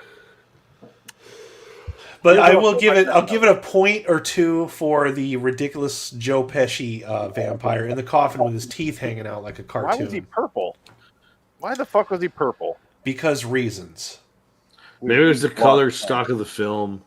Maybe the makeup looked better in person. They shot it and they're just like, oh shit, we can't fix it because it's 30 seconds long. You want to talk about the worst advocate of color is probably this show in general. This episode killed Frank. I'm just gonna don't say his name to wake up. I'm just gonna. He's in horrible pain. Poor bastard. I feel so bad for him. I think he might be dead, but we'll find out later. We'll find out. We'll find out in the obituaries tomorrow. I have a steak. Can't hurt. Can't hurt. Can't hurt. What does that mean? Sure? Well, it can't hurt. What does that mean? I don't even get the joke. That's what I'm saying. It doesn't make any sense. Okay, here's 3 guys in this podcast talking right now that love the hell out of stand-up comedy, humor. We love it. We live for the Mystery Science shit and the fucking riff track shit. We do it ourselves all the time. We don't get this joke. Not even from a 70s point of view. I don't think it's a joke. Like, I don't know. I just don't know what it is. It's too stupid to be a joke, isn't it? It's not amusing, but it's a musing. Like it's. I guess. Okay, this would have been funnier, I think, if they would have sandwiched it in between 2 funny things. Like if this was part of like one of those Zucker Brothers type movies. If you would have made this a segment in like Kentucky Fried Movie, it would have worked. It'd have been all right. Like, you wouldn't have had enough time to think about it because you would have quickly cut something else. But instead, we cut to credits for the end of the whole fucking episode. So you're still thinking about it like, what the fuck, guys? What the hell was that? Part of the problem is there's the setup, the painting, and then the credits are longer than the actual bit are. And then you get ending credits. So it ends up being, it's a minute long in total, but it's only 30, 35 seconds maybe for the actual bit. For a bad one-liner. So, 2-liners. Oh, yeah, 2-liners. So, is this the first meme? Is that what this is? Is this the first meme ever? No, it's an insult to memes. I just don't. I think the Night Gallery is a meme. The whole fucking TV show is the meme. But I would have rather backed up, and that's why I'm saying I don't think we should do these anymore. I would have rather watched that thing about the guy in the bad gorilla suit than whatever the fuck this thing is that I just watched. And I'm sure that's bad too, but I was laughing at how bad that costume was. Well, part of the reason I want to do these little minute ones is we can throw it at the end of a triple feature here. Fair enough. We watch the full movie. We're not going to watch the whole Twilight, Night Gallery thing. Yeah. I want to do each story individually. I don't give a shit about what order they aired. Well, somehow that movie went so much faster than this fucking 1 minute piece of shit short. I just don't understand what the point of this was. And I don't think I ever will. I think I'm going to take this to my grave. It's going to be like, my bucket list is going to include figure out how to cure the common vampire, and it's just going to be the only thing not checked off because it's just never going to happen. If you ever have a pet that's bored or frustrated and you want to like unfrustrate your pet, just make them watch this. Pretty sure it'll work. I'm gonna look up like the trivia for this episode just to get, maybe they give me some information. Maybe there's some information given. Trivia for this. Maybe you get something. Like look it up on Wikipedia. Maybe there's something. IMDb would probably. I'll do IMDb. Which episode was it? 315B. The common vampire. But yeah, what title? Search the title. The number doesn't matter. Yeah, the number is just some fucking generic thing on there. It's the number so we can find it. Okay, that's what. Yeah. Which didn't. It was still more work to fucking look this thing up than it was worth. That's what made me angry. I'm just so mad. I don't, because it was okay. Let's imagine this like a 5-minute piece, like that one that we watched from the 80s. It still would have pissed me off. So I'm glad it was really short. So this episode on IMDb 5.7 out of 10. Yeah, but that's including this is the Hatred Unto Death. Yeah, this was only a two episode thing. Yeah, no one, and it ended on this. That's what really fun. So whatever happened before it would have been, even if it was good, would have been unraveled by this pile of shit that they decided to make. This was Frank is still dead, by the way. I have him on the bottom there. He has not moved 1 inch. Here he is. That's a dead person, right? He's not moving. Should I scream in the mic? Frank. This is funny. It looks like we don't have any trivia for this title yet. This came out in 1973. There you go. Oof. How to cure the common vampire. No trivia. None. Wow. It's not even on a Wikipedia page. Well, let's look up the other Hatred Unto Death. All right, so see what we can find for that. There's I'm wasting my time looking for this. Yeah, you are. It's just not even worth it. Fuck it. Don't even worry about it. Here, How to Cure the Common Vampire. This brief but inane cure proved to be the end of the series. Wow. Well, it's the end of the series, all right. Oh, I guess. How many more episodes are there? So this was the last episode? No, there's 15. This is episode 315 on IMDb. Ugh. And there is. Ugh.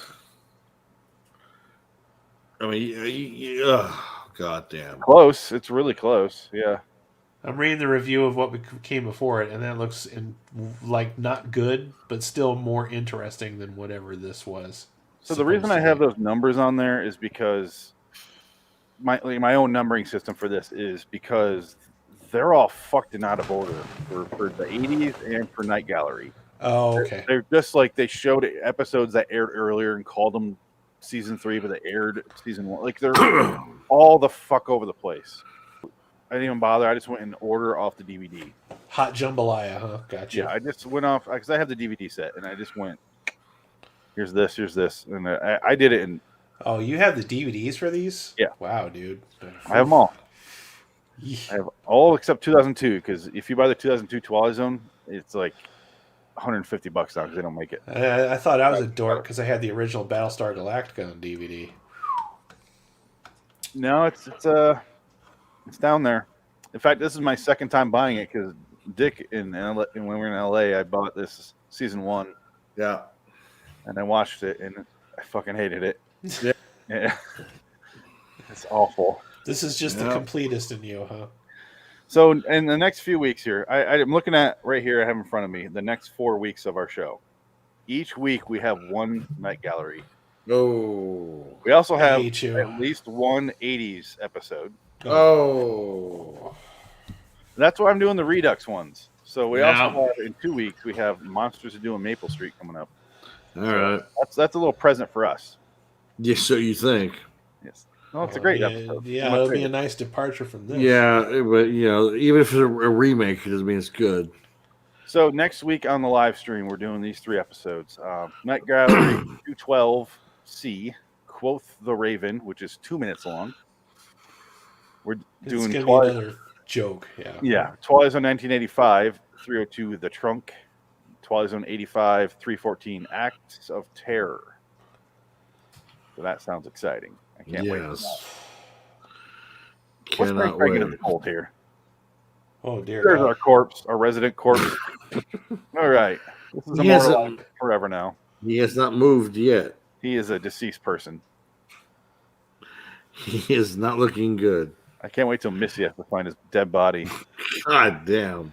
Yeah. This is what happens when you try to suck your own dick on live stream. It's going to be his baby's first memory somehow. Oh my god. Oh my god. Happens. That's rough. What else can I say? All right, party naked. What else we got, guys? Do we even want to bother giving this fucking shit scores? I do. I gave it a 2. I will also give it a 2. Yeah. .5.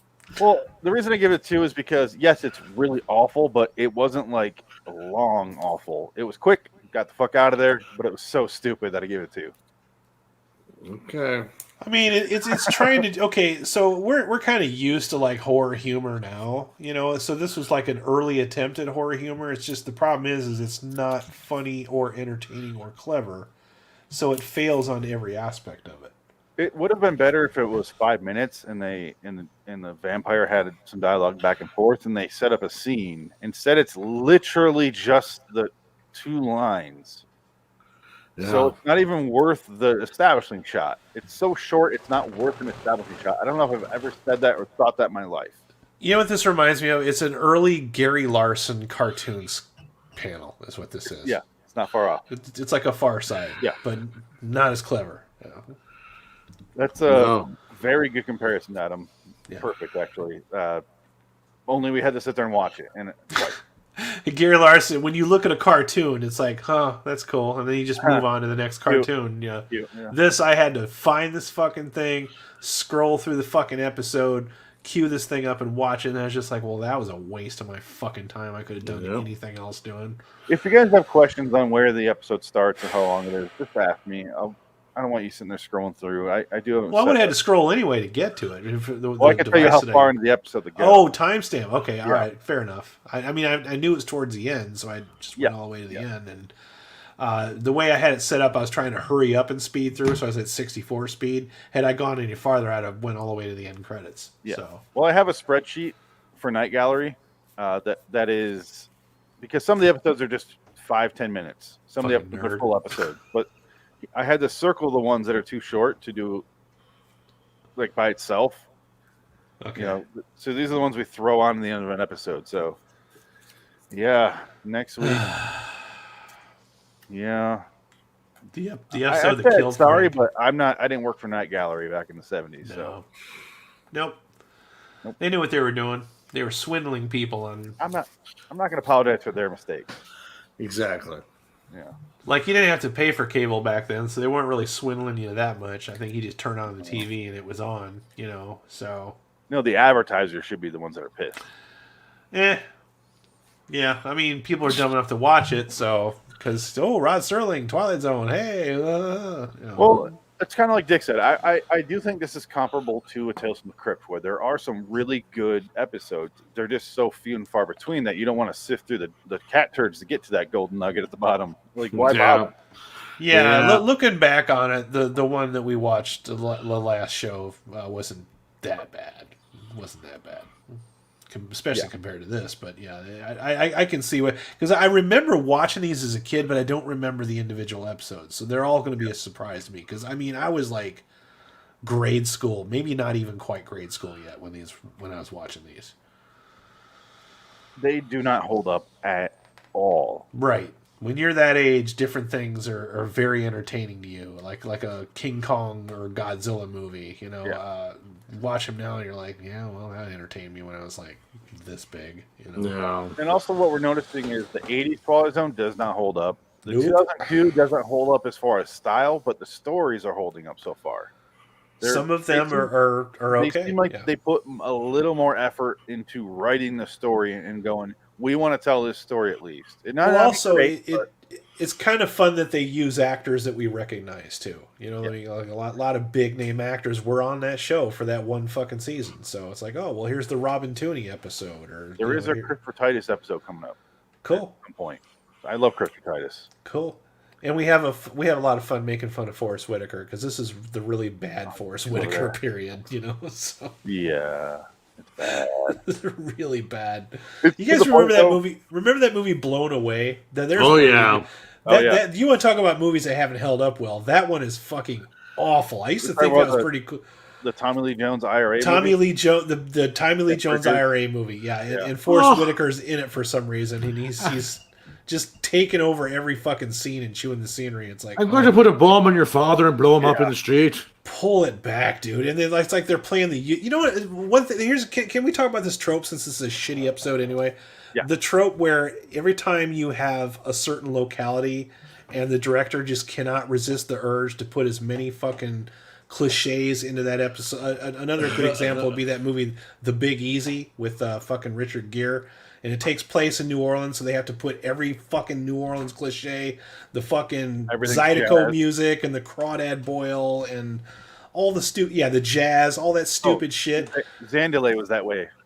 There you go. Okay, so you watch Blown Away, and it's like they've got the U2 music in there, and fucking Tommy Lee Jones with his shitty accent, and every IRA and that bombs in your head. Right, and they show up at a fucking fireman's ball or whatever, and they're all doing the fucking the Irish fucking step dancing. And they had to remove her spleen. Fuck. Oh wait, wrong Irish movie.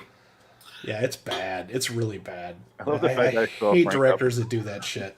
Frank's got to wake up here because he's not looking. At the very end, I'm gonna scream. Oh man, I hope he's all right. He Hey, don't look good. Hey, to be fair, guys, I said 3 minutes. You said we can't go that long. We're at 25 minutes right now. Yeah, so we should really go away now. Yeah, you're right. Go away now. Yeah. Hold on. Are you sure? Couldn't hurt. Well, it couldn't hurt. Get the line right, Dig. Are you God sure? damn it, Dig. You had one job. You had one job. Hold on. Let's reenact the episode. Do it again. Are you sure? Well, it couldn't hurt. Dun, dun, dun, dun, dun. Suck you. Suck you. He's a vampire. Yeah, that's right. I get it. Fuck that. See, that was more clever. That was a better joke than the actual better episode. joke. It didn't require any writing. It required one writer to come up with that. So, You know how lame this is? Real quick, Dick. You know how lame this is? It's not even... No, go ahead. No, I was going to say, I can reimagine this today, but the black character is Blade. It's Wesley Snipes. That would have been better. Daddy Blade. Yeah, Daddy Blade. It's not even such a bad joke. It's pathetic. It's just you're watching it and you're like, why? That's the joke. Yeah, it's not like some comedies I watch. I go, that's pathetic. Like an epic movie or one of those date movie or something like that. I watch and I go, why does this even exist? Holmes and Watson with fucking Will Ferrell. I watched that. Yeah, I heard that's awful. I didn't watch that one. It's not as bad as you think it is, but it's not even worth talking about ever. Mike and Dave need wedding dates. There's one I fucking hated. I saw it on a wedding on a plane in Japan. It was terrible. I'm not gonna watch shit like that. I don't watch. I had no choice. It's a 12-hour flight. You got to watch something. By the time that was over, I wanted to murder Aubrey Plaza, and I used to think she was kind of funny until I saw that. I'm like, nope. Now I hate your guts. Fucking hate you. You know what's pathetic for me is comedy sequels because it always feels forced. They're all they do. Always. One of the worst ones was Anchorman. That one was so bad. It was like apologizing for itself halfway through, and I'm like, fuck this. I didn't see Anchorman 2. I didn't see Bad Bosses or Horrible Bosses 2. Zoolander 2. I haven't seen that either. Yeah, I didn't see either of the Hangover movies. I didn't see. I don't watch comedy sequels because Wayne's. The only one that was pretty good was. Now, this might be subjective, but the only one I really liked as far as comedy sequels go was Clerks 2. That one made me laugh. Couldn't. Naked Gun 2.5. Yeah, all those were pretty good. Yeah. The third one, like I love Beverly Hills Cop 3 the most. Yeah. I love it. Wonderful Wally World. It's fucking ridiculous. John Landis. It's great. Yeah. It's a fun movie. It's a movie that shouldn't exist. Oh, another one. European Vacation's pretty fucking good. National Lampoon's European. You know, really? Christmas Vacation. Well, yeah, Christmas is a sequel too. But I thought European Vacation was pretty funny. Everyone hates European Vacation, though. Everybody hates you, Adam. Everybody hates you. It's okay. I'm used to it. Yeah. Everybody hates your picks. Movie critics. Everybody's gonna hate you what you fucking like. That's true. Yeah. Yeah, Clerks 2 might be the last comedy sequel I actually watched. Neighbors 2, I didn't bother. No, I didn't see that one either. No. I'm trying. I'm trying. I don't think. Yeah, I think I say Clerks 2 because the problem with most comedy sequels is they try to do the same bits that were funny the first time. Clerks 2 at least tries all new shit, like the different location, different everything. It's in color. It's the same people, but they're growing up, and the show's growing up with them. Except the fact that one of them fucks a donkey. Right. I mean, there's that bit, but I mean that they didn't do that in the first one, so at least they're doing something different. It's not horrible. I don't regret watching it. I like it. Yeah. It made me go, "Oh, I don't want to watch Jay and Silent Bob." Was that before or after Zack and Miri Make a Porno? That was before. The one before. Was it before?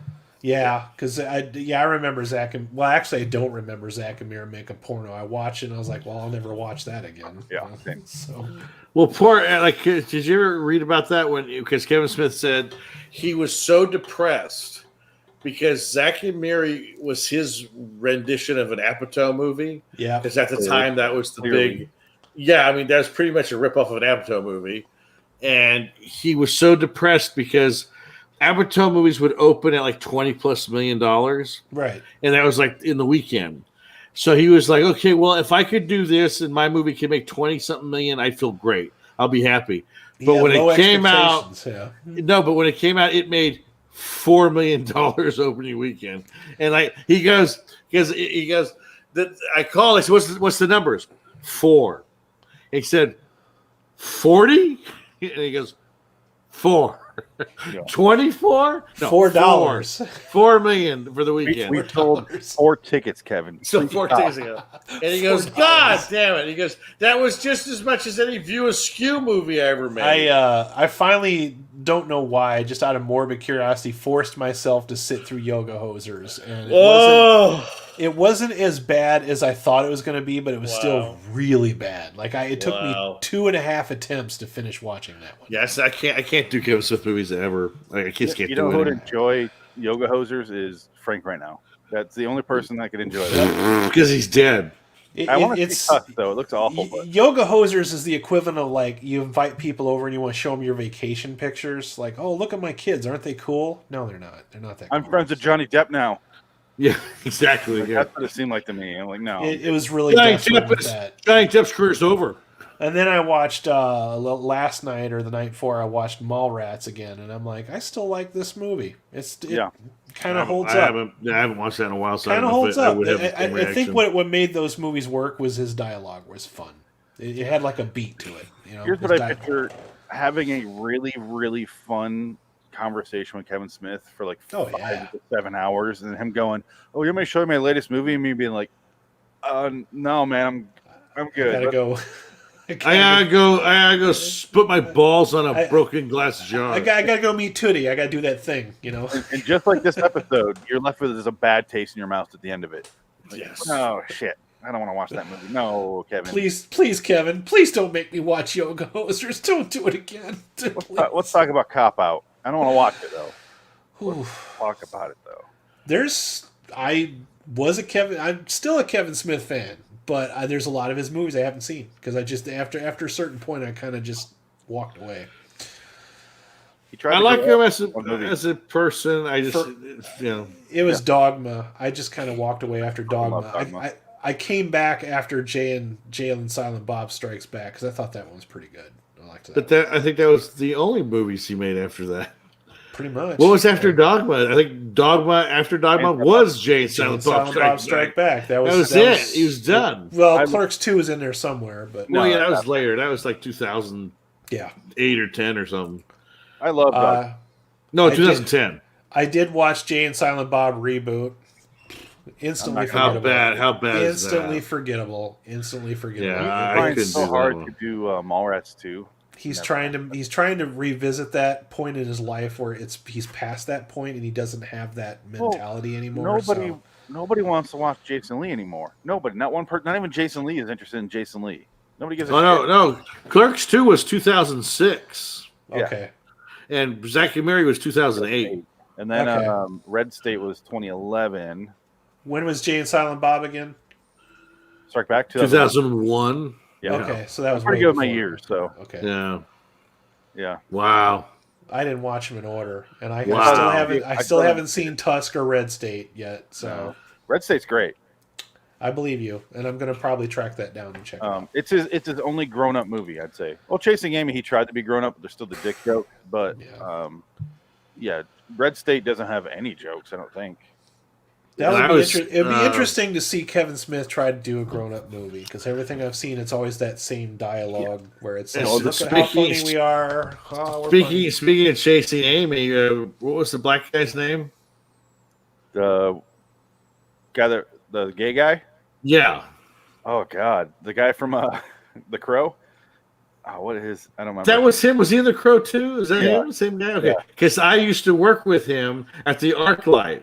Really? He was the greeter at the restaurant. He was like the host. He was there for about 2 years or a few years, and he was the nicest guy, really cool dude. And I was just like, "Hey man, what's up?" He was, "Hey, I'm not doing bad. How you doing?" Like he was just really chill, down to earth, and he was a working actor. He had to work. He had to pay the bill somehow. Wow. And he just show up in a Kevin Smith movie every now and then and get like a $500 check.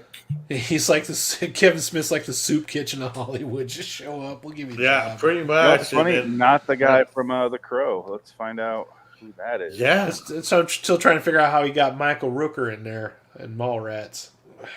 Oh, Michael Rooker said yes to anything. Oh yeah, okay. Michael Rooker, he just works. He's like a character kind of a low actor. period for him too. No, he'll do anything. Who was the black guy in The Crow? Not Ernie Hudson, obviously. No, are you talking about the guy that says I shagged her pink ass? She loved it. That guy, the one of the fucking crazy guys, the fired up guys. He gets stabbed. He gets stabbed in every organ alphabetically. He's the one that throws the knives. That guy. Yeah. I love that fucking movie. Oh, The Crow's a great movie. Fucking love it. Good thing Chanson's not here to spoil it for us. Yeah. We're still recording the podcast. This is all part of it. Yeah. I was just jamming out to the soundtrack of that yesterday. That's what it's famous for. The soundtrack? The dead don't come back, man. The dead don't come back. It is one of the best fucking soundtracks. I think my two favorite soundtracks from the 90s are Demon Knight and The Crow, for sure. Yeah. Same year. I got both those CDs, man. This isn't me being racist. Look at this. Let's look at this. Sure. This is the guy from Mallrats. Yes. And this is the guy from The Crow. It's not the same guy. No, it don't look like the same guy at all. No, because the guy from The Crow is in something else. Yeah. He actually works still. And I the just guy thought from this was the guy that was also. Oh, he looks different now. Yeah. No, he's in a lot of stuff. That guy works. He's in a lot of stuff. He has Dave Bautista. You know what else? He was also in Alien Resurrection. Yes. Yeah. Now I remember him. Yeah. What happened to her? She dead? What happened to who? If I can click on it, it won't let me. There we go. Oh, that girl. Shit, who cares? She was nobody. Jesus, dick.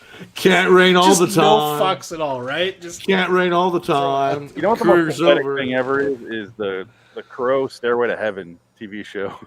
Oh God, yeah. Anything. The most pathetic thing ever is anything post The Crow. Yeah, with the Crow title they tried on to it. copy that shit too. Yeah, I like any Crow of the sequels. Salvation. The second Crow with Iggy Pop though, that's the best. Iggy Pop is the greatest. No, only because Iggy Pop was in it. That's pretty much when Iggy Pop says "fuck you, bird dick," like that's the best line. Did you see that Deep Space Nine episode that he was in? I was like, is Iggy Pop in a Star Trek show? And he's still Iggy Pop, man. Every line he delivers, he somehow makes it funny. Wasn't he one of the Horta? Wasn't he one of the Horta or something? He looks like he'd be a Horta. Yeah, he shows up on there. I'm like, it's Iggy Pop. Wow. Was he with Jeffrey Combs? Yeah, no. Yeah, well, yeah, Jeffrey Combs was in it, but he was doing the Ferengi bit. Oh, was he? Okay. Brunt, yeah, that guy. Brunt, yeah. All right, so tomorrow on the live stream, we're doing anthology series review and Inside number 9, and Dick reluctantly chose 106, The Harrowing. And then we're doing Junk Cop review number 9, Escape from New York from 82. And that's tomorrow. Same bat time, say bat channel. Okay. Blah, blah, blah. I'm only ending because we're at 40 minutes almost for this episode. And that's ridiculous. Well, we spent 20 minutes talking about nonsense. And 25 minutes, Frank's been dead. I forgot he's up here, honestly. He's like he's asleep. He's still trying to give himself oral pleasure. Frank has become success. furniture at this point. I hope his cigarette isn't lit and like leaning against something with paper. There's no way. There's no human scientific way a cigarette could burn that long on its own. Yeah. Right. Yeah. Wouldn't it be great though, as you said, that he just went aflame? Like that lady in the fucking Twilight Zone. Mama. All right. Here we go. Back to our original order. So, go to LIWstudios.com. Lori Turner One and Lynn on YouTube. If you're listening to the podcast, go there. If you can see the videos, you can see Frank sleeping this entire time. LIW The TZ Review on Twitter. LIW Anthology Pod for the other show. And blah, blah, blah. Fuck it. Frank!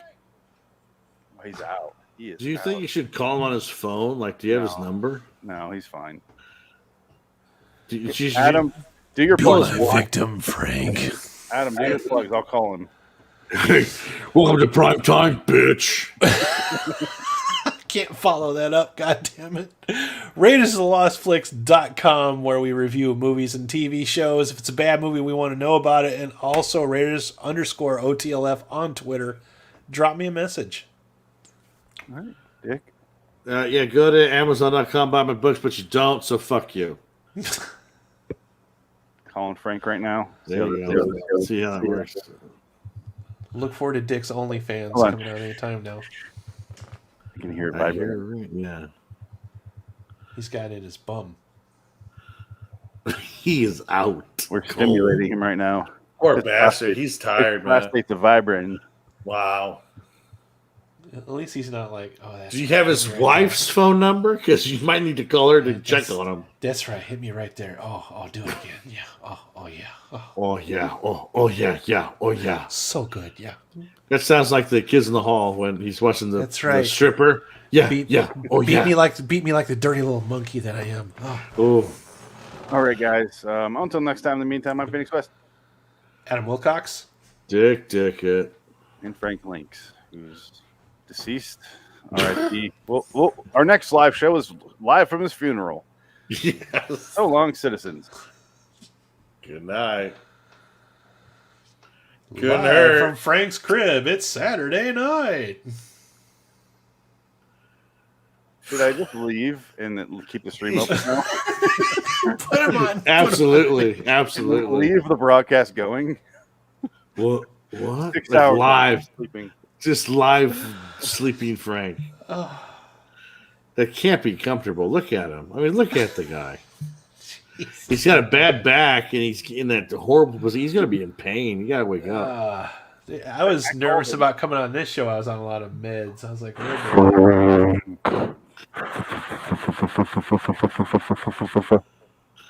Frank. I tried. There's nothing else I can do. I called him. Frank! Hold on, let me. It's your Uncle Frank. You gonna let me in? Frank, this is Shaq. You gotta wake up, man. We got a 3/4 to go. Frank, come on. Push the button, Frank. Yeah. This is the most action I've been getting. Shot, Frank. I love TV's Frank. I love that guy. Frank is a